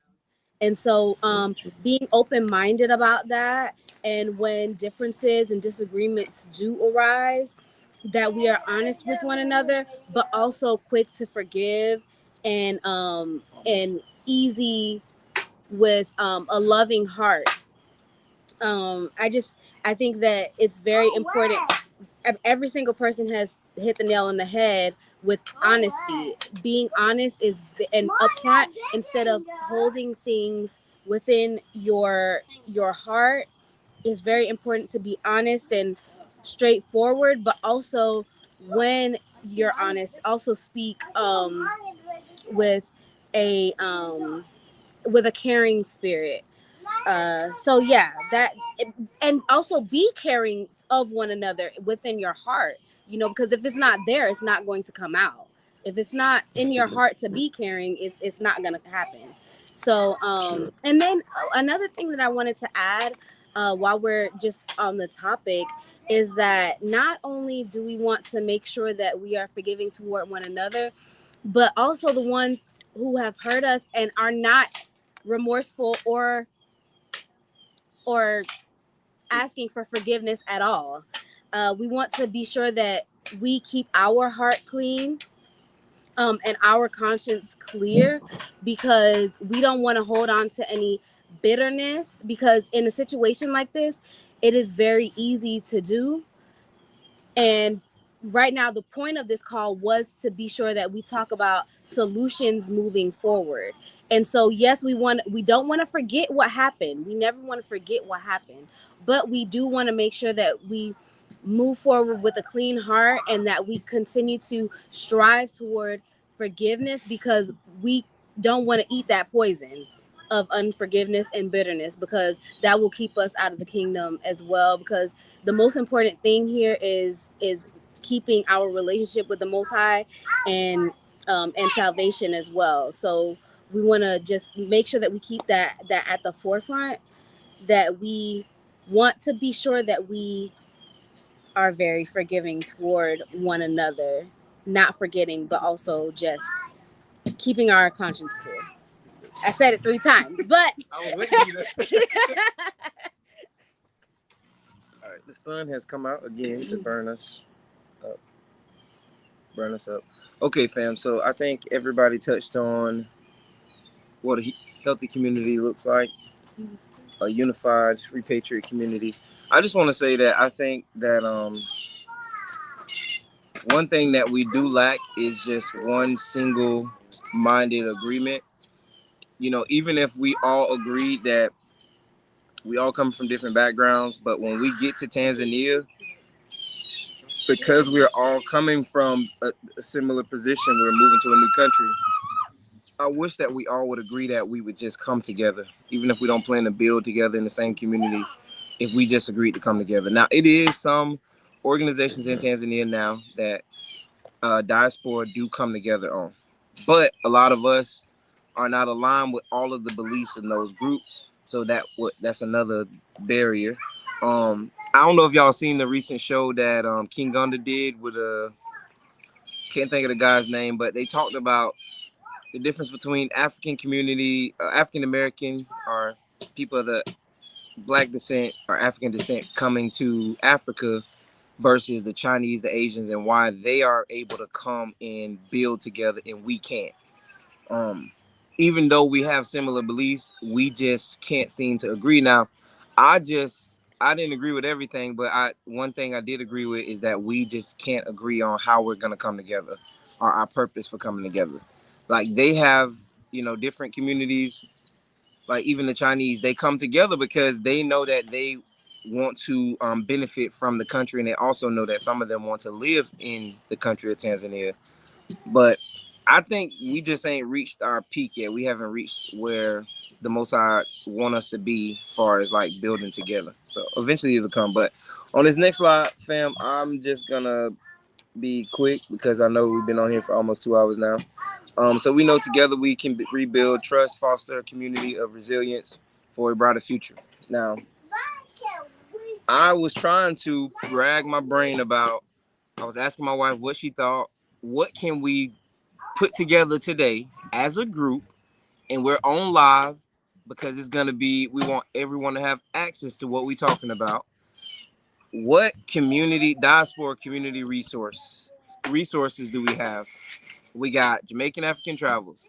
We got Diaspora Connect, Sister Wanda, Mr. Clyde and Miss Maria for Jamaican African Travels. These are people who we know that have been living in Tanzania and doing business, and they obviously are not leaving. They're not out here scamming people. We know them. We know they have a good rapport with people and, encouraging the community. So I feel like we need to start with what we have. And Mr. Clyde had put this on me a long time ago when we was trying to join this other group. He was saying, I would just rather be in a group with just y'all, just our circle. And I think I agree. Like I agree. I don't want to try to make this thing too big as far as like our personal dealings. But what I'm talking about for diaspora community resources, I'm talking about a resource that anyone that's coming from the West are, that wants to repatriate to Tanzania and they want to connect with some of these resources. And yes, Diaspora Connect, she has a charge for her consultation. So yes, they'll pay the consultation fee. And if they want to connect with her further, she'll set up how she connects with them further. Jamaican African Travels, they have a consultation fee. if they want to connect with them for farming or land or whatever further, then they can continue that relationship. Now, I talked about it with another guy from Canada in Tanzania. Me and him talked about it, and we knew that we needed to put it together, and we started putting it together. So we're gonna, if y'all agree, group, I'm gonna create an online resource. Okay, we'll get it. Let mommy help you. We'll we'll put on an online resource. Sister Wanda, if you agree that we can link your YouTube page and your email on this page, and Mr. Cloud and Miss Maria, y'all tell me if you want me to just link your YouTube and your email. We will, of course, won't put your numbers and stuff like that on there, but it'll just be a way for people to connect with you. And then even on this page, we're just gonna have a little write up with your approval of what kind of things you offer, what kind of things you can help with in Tanzania, and then anybody else who wants to be listed, then if you want to be listed as a connect, a business if you want to be a connect on this page, then we have you on that page. And what we'll do is anyone who wants to be on that page, they have to be vetted, and we're going to share this website with everybody, who want it, and we can send it to people like, hey, this is our community, this is the people that we believe that are good to do business with. And then once we get to a point, Mr. Clyde, Miss Maria, Sister Wanda, and even Ben, if you know a lawyer that we know who's just gonna do what's right by the diaspora, and we can trust that lawyer to do exactly what the diaspora needs to help the diaspora be successful in the country doing business, and we all feel that we vetted this person, we can even have a little group meeting privately with this lawyer, our lawyers, to see who we want to put on there. Then we can have a lawyer that we recommend you go to and deal with. Now, I know this concept has been done before with dishonest people for the wrong reasons, because they want to benefit or they want to manipulate people into certain situations. So we want people to understand, like, these are people that we, Bella, what are you doing? We want people that these are people that we vetted and we know from experience. We've used them. We've used them and we are doing business. So right now, we set up our company in 2023 when I first visited. I wish that we wouldn't have set it up, because we wasn't doing business in Tanzania yet. The lawyer just rushed and set up our business. We didn't know that we had to pay taxes to TRA every month. Not pay taxes. You have to file a monthly return stating that you don't make any money or you haven't made any money. So, fam, when you set up that company in the country, you have to file those monthly returns. That means you need an accountant. So that leads me to my next point, diaspora community. We have to have a accountant that has a good relationship with TRA and that is really good with giving us advice and can even do a presentation for us when we get to the country. Like, hey, when we have our little events, hey, can you come and talk to people about taxes and updates and things that are coming up, that you have to do. I'm learning so much about what you have to do for a company. I learned so much from Mr. Clyde, Miss Maria, and then even every time I talk to the accountant, he tell me something new, and then the lawyer tell me something new, and I'm like, how are foreigners supposed to know all this stuff about setting up a business if y'all don't tell us up front when we first set up our business? Y'all don't go through all the things that we have to do. So as a community, we have to educate our community so that we can avoid all these people feeling like, oh, Tanzania don't have no. It bothers me to hear even the community in Ghana or community in Uganda and Kenya, to hear them talk about Tanzania. And I'm like, well, we fine, even though we were connected with these scammers, at one point, but we are good now. We made a connection with the government. We have our land and we working on that, and we building and we paying our taxes and we filing our return and we filing our annual return. We talk to the government. We have a good relationship with the people in our the community that we're in, the village that we're in. So it's like, it is successful stories coming out. Even, it's success coming outside of just these scams and stuff. And we, us, fam, we ain't personally putting our property and all of our business online, because we understand, what the enemy does when you do that. So if you want to build something for your family generationally, you understand, and you want a community that you can connect with, we are, hopefully, if everyone on this panel agree, We're gonna put this website up, and it's just a start, and hopefully it'll grow into something else as we all, meet. So it will require us to meet a little bit and maybe talk about what we want on it. Sister Wanda, you and Mr. Clyde and Miss Maria, y'all are in the country, so y'all would be better fit to tell me kind of what is important to have on that. What resources that we need to, put on it. So we'll get together and maybe on like a Zoom or something, and we can put it together. But and even Ben, I know you studied Tanzania too, because you gave me a lot of insight when I first met you. So yeah, fam, that's kind of what I'm thinking. That's kind of the direction I was going in. But if anybody else want to chime in on that, I maybe can even say it better than I said it. I don't really know. Yeah, and I just want to take up something that you said. I don't really narrow down myself just to our family alone. If someone reach out to me and need information, I'm here willing and ready to help. But I kind of step back a little bit because sometimes you're giving people advice and they don't appreciate of it. They feel like you want to manipulate them, but it's like you know what ahead going to reach them and you try to stop them. And them feel like, oh, like they want to say you as if you know too much, so it better. So I just draw back, and if someone asks me a question, I will answer. But if I know to see people and say, hey, no, do that, I'm not doing that again. And the other point. Yes, Yep. again, with the trust thing, you mentioned the Chinese. Why the Chinese is such a great country now is because the unity and its trust. And if we cannot start to trust each other, it's going to be difficult for us to reach our rightful place in the world. This trust is very important. We can't trust each other. We can give a Chinese money to go back to China and bring one container. If you did order 1 barrel, when it come, you get your barrel. But if you give like a black man to do that, you probably hear that the plane drop out of the sky and he's the only one survive out there. So that's the trust issue that faces us. Yeah. No, I definitely agree with you, because I was there and I witnessed when you were trying to give somebody advice and they didn't.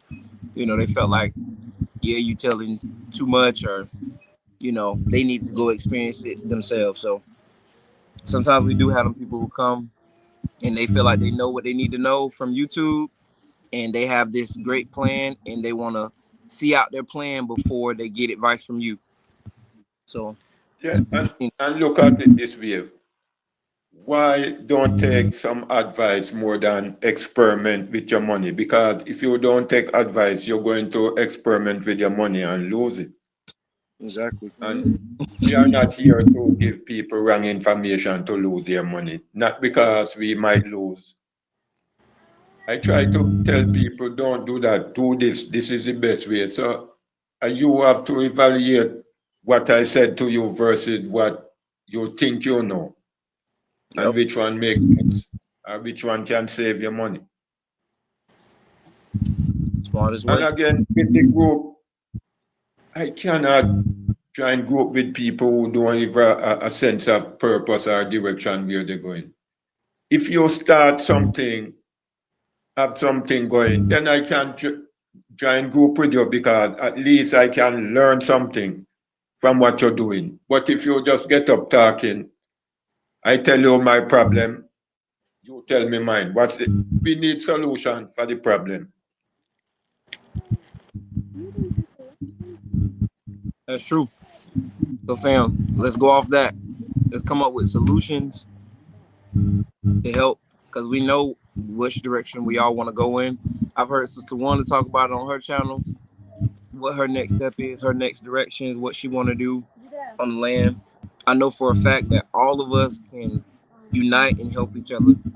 So, I would love to see us have multiple communities in different areas that we can go visit. I'm going to visit Miss Cloud, Miss Maria. I'm going to visit Sister Wanda.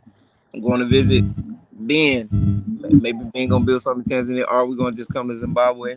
And I would like y'all to come up, visit with us, and see what we doing.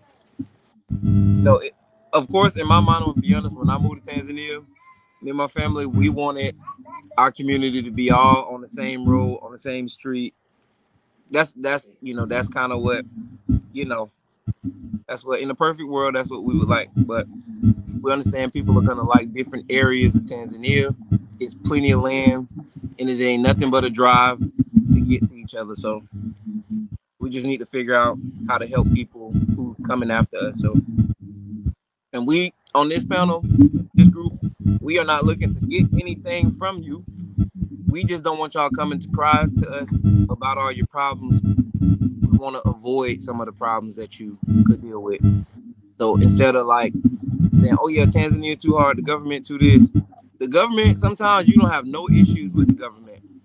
Like Mr. Clark said before, you rarely have issues with the government other than if you didn't file something or you didn't sign a document or whatever. But other than that, it's our own community who is out here causing us a lot of issues. And it's crazy how much reach these people had initially and how they still have their claws in so many people. And they don't care. So we got to come up with our own solution. So I think that anybody who has dealt with these people and you have paid something or you need some resolution, you need to get a lawyer, you need to go visit the country, and you need to go to the U.S. Embassy. You need to report what has happened to you. They'll shut up and leave you alone once you report it. They will leave you alone and back off.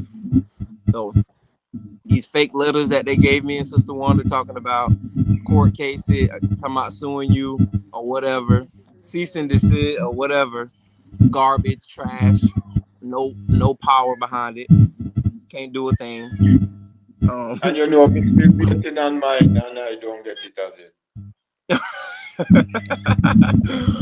Mr. Class he's still waiting on his, y'all. So, but anyways, man, we've been threatened.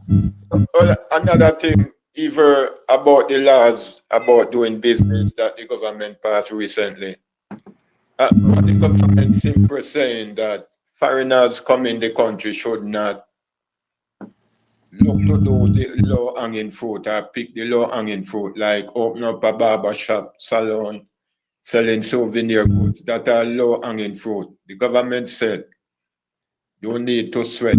If you want to sell fruit, you go and plant it. They are not going to stop you from selling it. But if I'm a farmer, a diaspora should not come to me and buy the fruit to go back sell. The government said you go and produce it yourself and then you can sell. That's what they actually saying. It's not like they're trying to fight against small people. The government try to protect their small people from doing certain, from foreigner taking up certain things. Because even in my country, the Chinese, even some ordinary little shop, Chinese start to run, not supermarket, just a little corner shop. So they're running the native out of business and take it over. So that's what the government avoided. And that's big. I don't know if I'm gonna share one more thing, Sister Betty, before you hop off. I don't know if Ben or somebody else want to chime in, Sister Wanda, in closing. I'm gonna show a little clip before we get off, and then we'll So yeah, man, thank you so much. I think for me, I like this idea, what you're talking about, resources. I think you and I were having this conversation about what phase I'm in December in terms of like some of the land that I have in Zimbabwe, but some of the contacts I made this December when I was in Tanzania in Iringa, some guys who were doing some rice farming. I went to Arusha, I learned about biogas and using cow manure to manufacture electricity and stuff. So I think some of those initiatives would be quite useful just to put on an online platform to just tell people what people are doing, and they involve no money. It's just like best practice, you know what I mean? It's showing someone is just on his rice patties in Iringa, is running his own eco village in the same way I've been inspired to run my own thing in Zimbabwe on top of other things, and connect with these people who are working on the continent. And also tap into like other initiatives such as the Africa Free Trade Agreement, and that all these countries are within SADC, and that there are initiatives and where people can just hop on and just learn. So I'm really interested, and I'm liking this idea of resources and tools. So yeah, man, I'm looking forward to taking that conversation further out there. All right.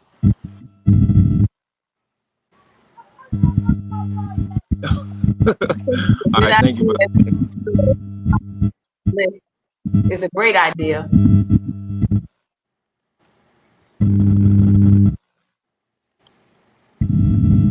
Okay. Thank you, Sister Wanda. All right, y'all. So let me share one thing with the panel and the people who's watching, because I know everybody ready to get off. We've been on here for 2 hours, but I promise this is the last thing that I'm gonna share, and I'm just gonna need y'all to tell me if y'all can hear. That's the only thing.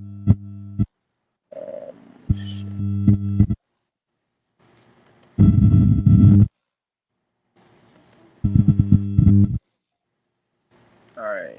Can everybody see this? Nope. All right, it's loading. All right. Can everybody see that? Yes. Okay. So y'all know me. I made a playlist of realities of living in Ghana and Tanzania, because y'all know Ghana, I did want to live there at one point in time. But this guy is African American. He's a contractor. A lot of y'all probably seen his channel before. A lot of African Ghanaian. I don't know if it's Ghanaian. Help me, y'all.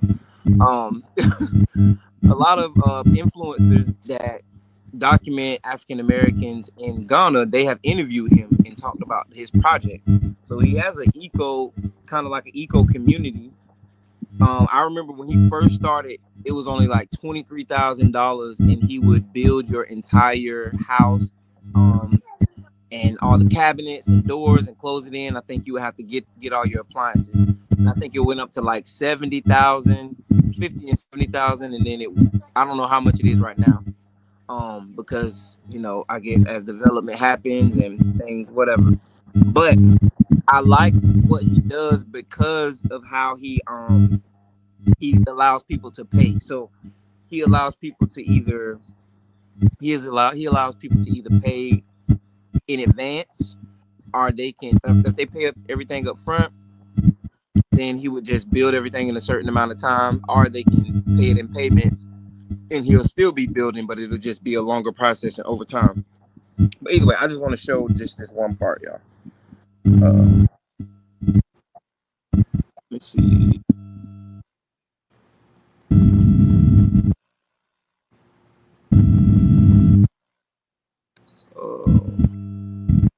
All right. Could everybody mute their mic real quick, just for a moment, if y'all can?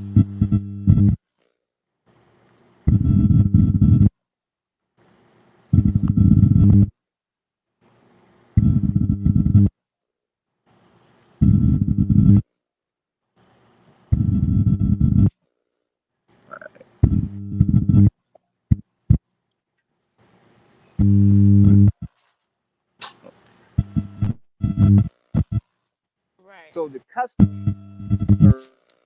All right, hold on. really I don't think everybody muted yet. doesn't Hold on. I'm not muted.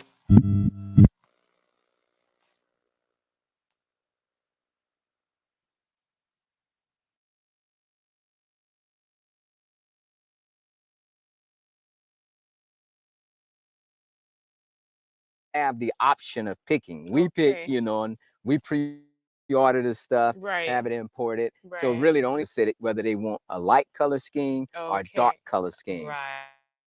If they get the Okay. dark color scheme, you see how the dark, cabinets we Yes. had over there, the Yes. dark Yeah. stain, Yeah. Yeah. and have dark tile. And Yeah. if you get the light color scheme, it's like cabinets without Right. stain on. Right. All has to Not coordinate. yeah, it all has gonna coordinate. So Okay. yeah. All right, so in this where we keep the solar at, so you can see on the solar, and so this just gives you an idea before it's built. You know, you can see what we go through. That hey, before it gets to that finished stage, and this one we're gonna do the light color scheme over here, so you can see where he started at. Yeah, and again, they built all of this on site to be able to do everything he needed. Okay, fam. I meant for that to be brief, but I just wanted y'all to see. Did y'all see some of the units that they had built already? And you see how he's finishing out the inside and how modern it is, and then how he had the room with the solar. I just want to let people know that you can do that in Tanzania the same way that they're doing it in Ghana. If you have a person like him overseeing the project, or if you're there in the country, you can help oversee your project as well. But Mr. Clyde, you tell me if I'm overstepping. But Mr. Clyde is a person that could also help people with construction. He can advise you on your construction because he's worked in construction. He's seen a lot of houses being built. He's overseen a lot of our projects, just assisting the contractor that works, because we of course have Tanzanian builder, but Mr. Clyde is pretty much that go-to person for making sure they make the right decision when they're about to build, and just so you can have an easy transition with the building. Because I'm telling you, it is very frustrating to communicate with the builder and the shop, getting supplies. But the great thing about this group, if y'all ever have time to watch it, he has everything being made on property. He got his masonaries, he got people making bricks, he got the people cutting the wood, and they making the cabinets. They doing everything on site. So that is the beautiful thing. And I mentioned this in my presentation yesterday.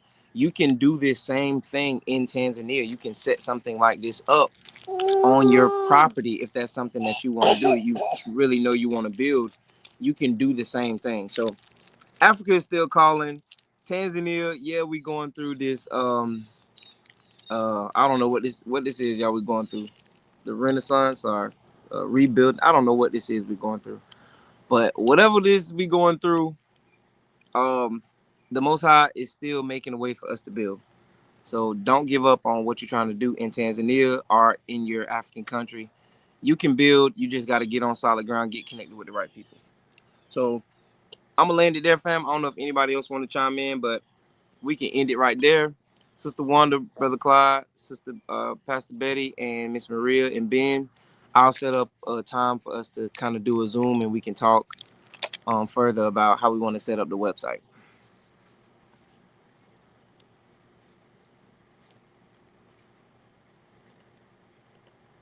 Let me see.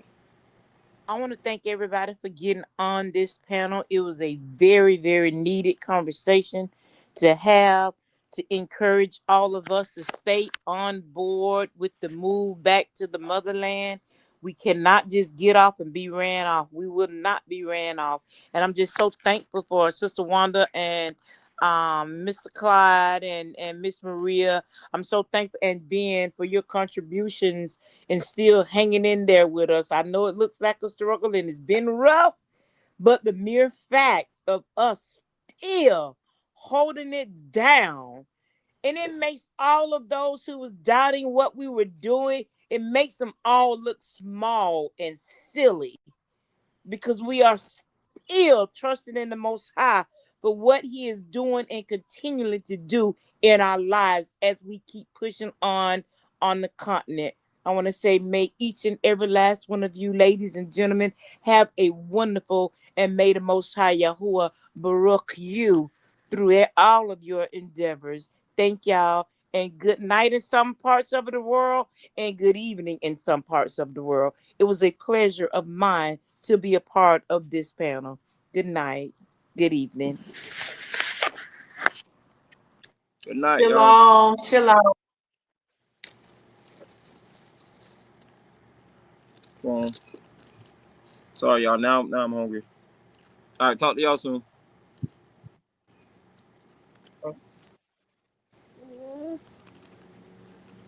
I don't think it's in there. And Sister Wanda, on the next one, we have to do a oh dang it, it ended.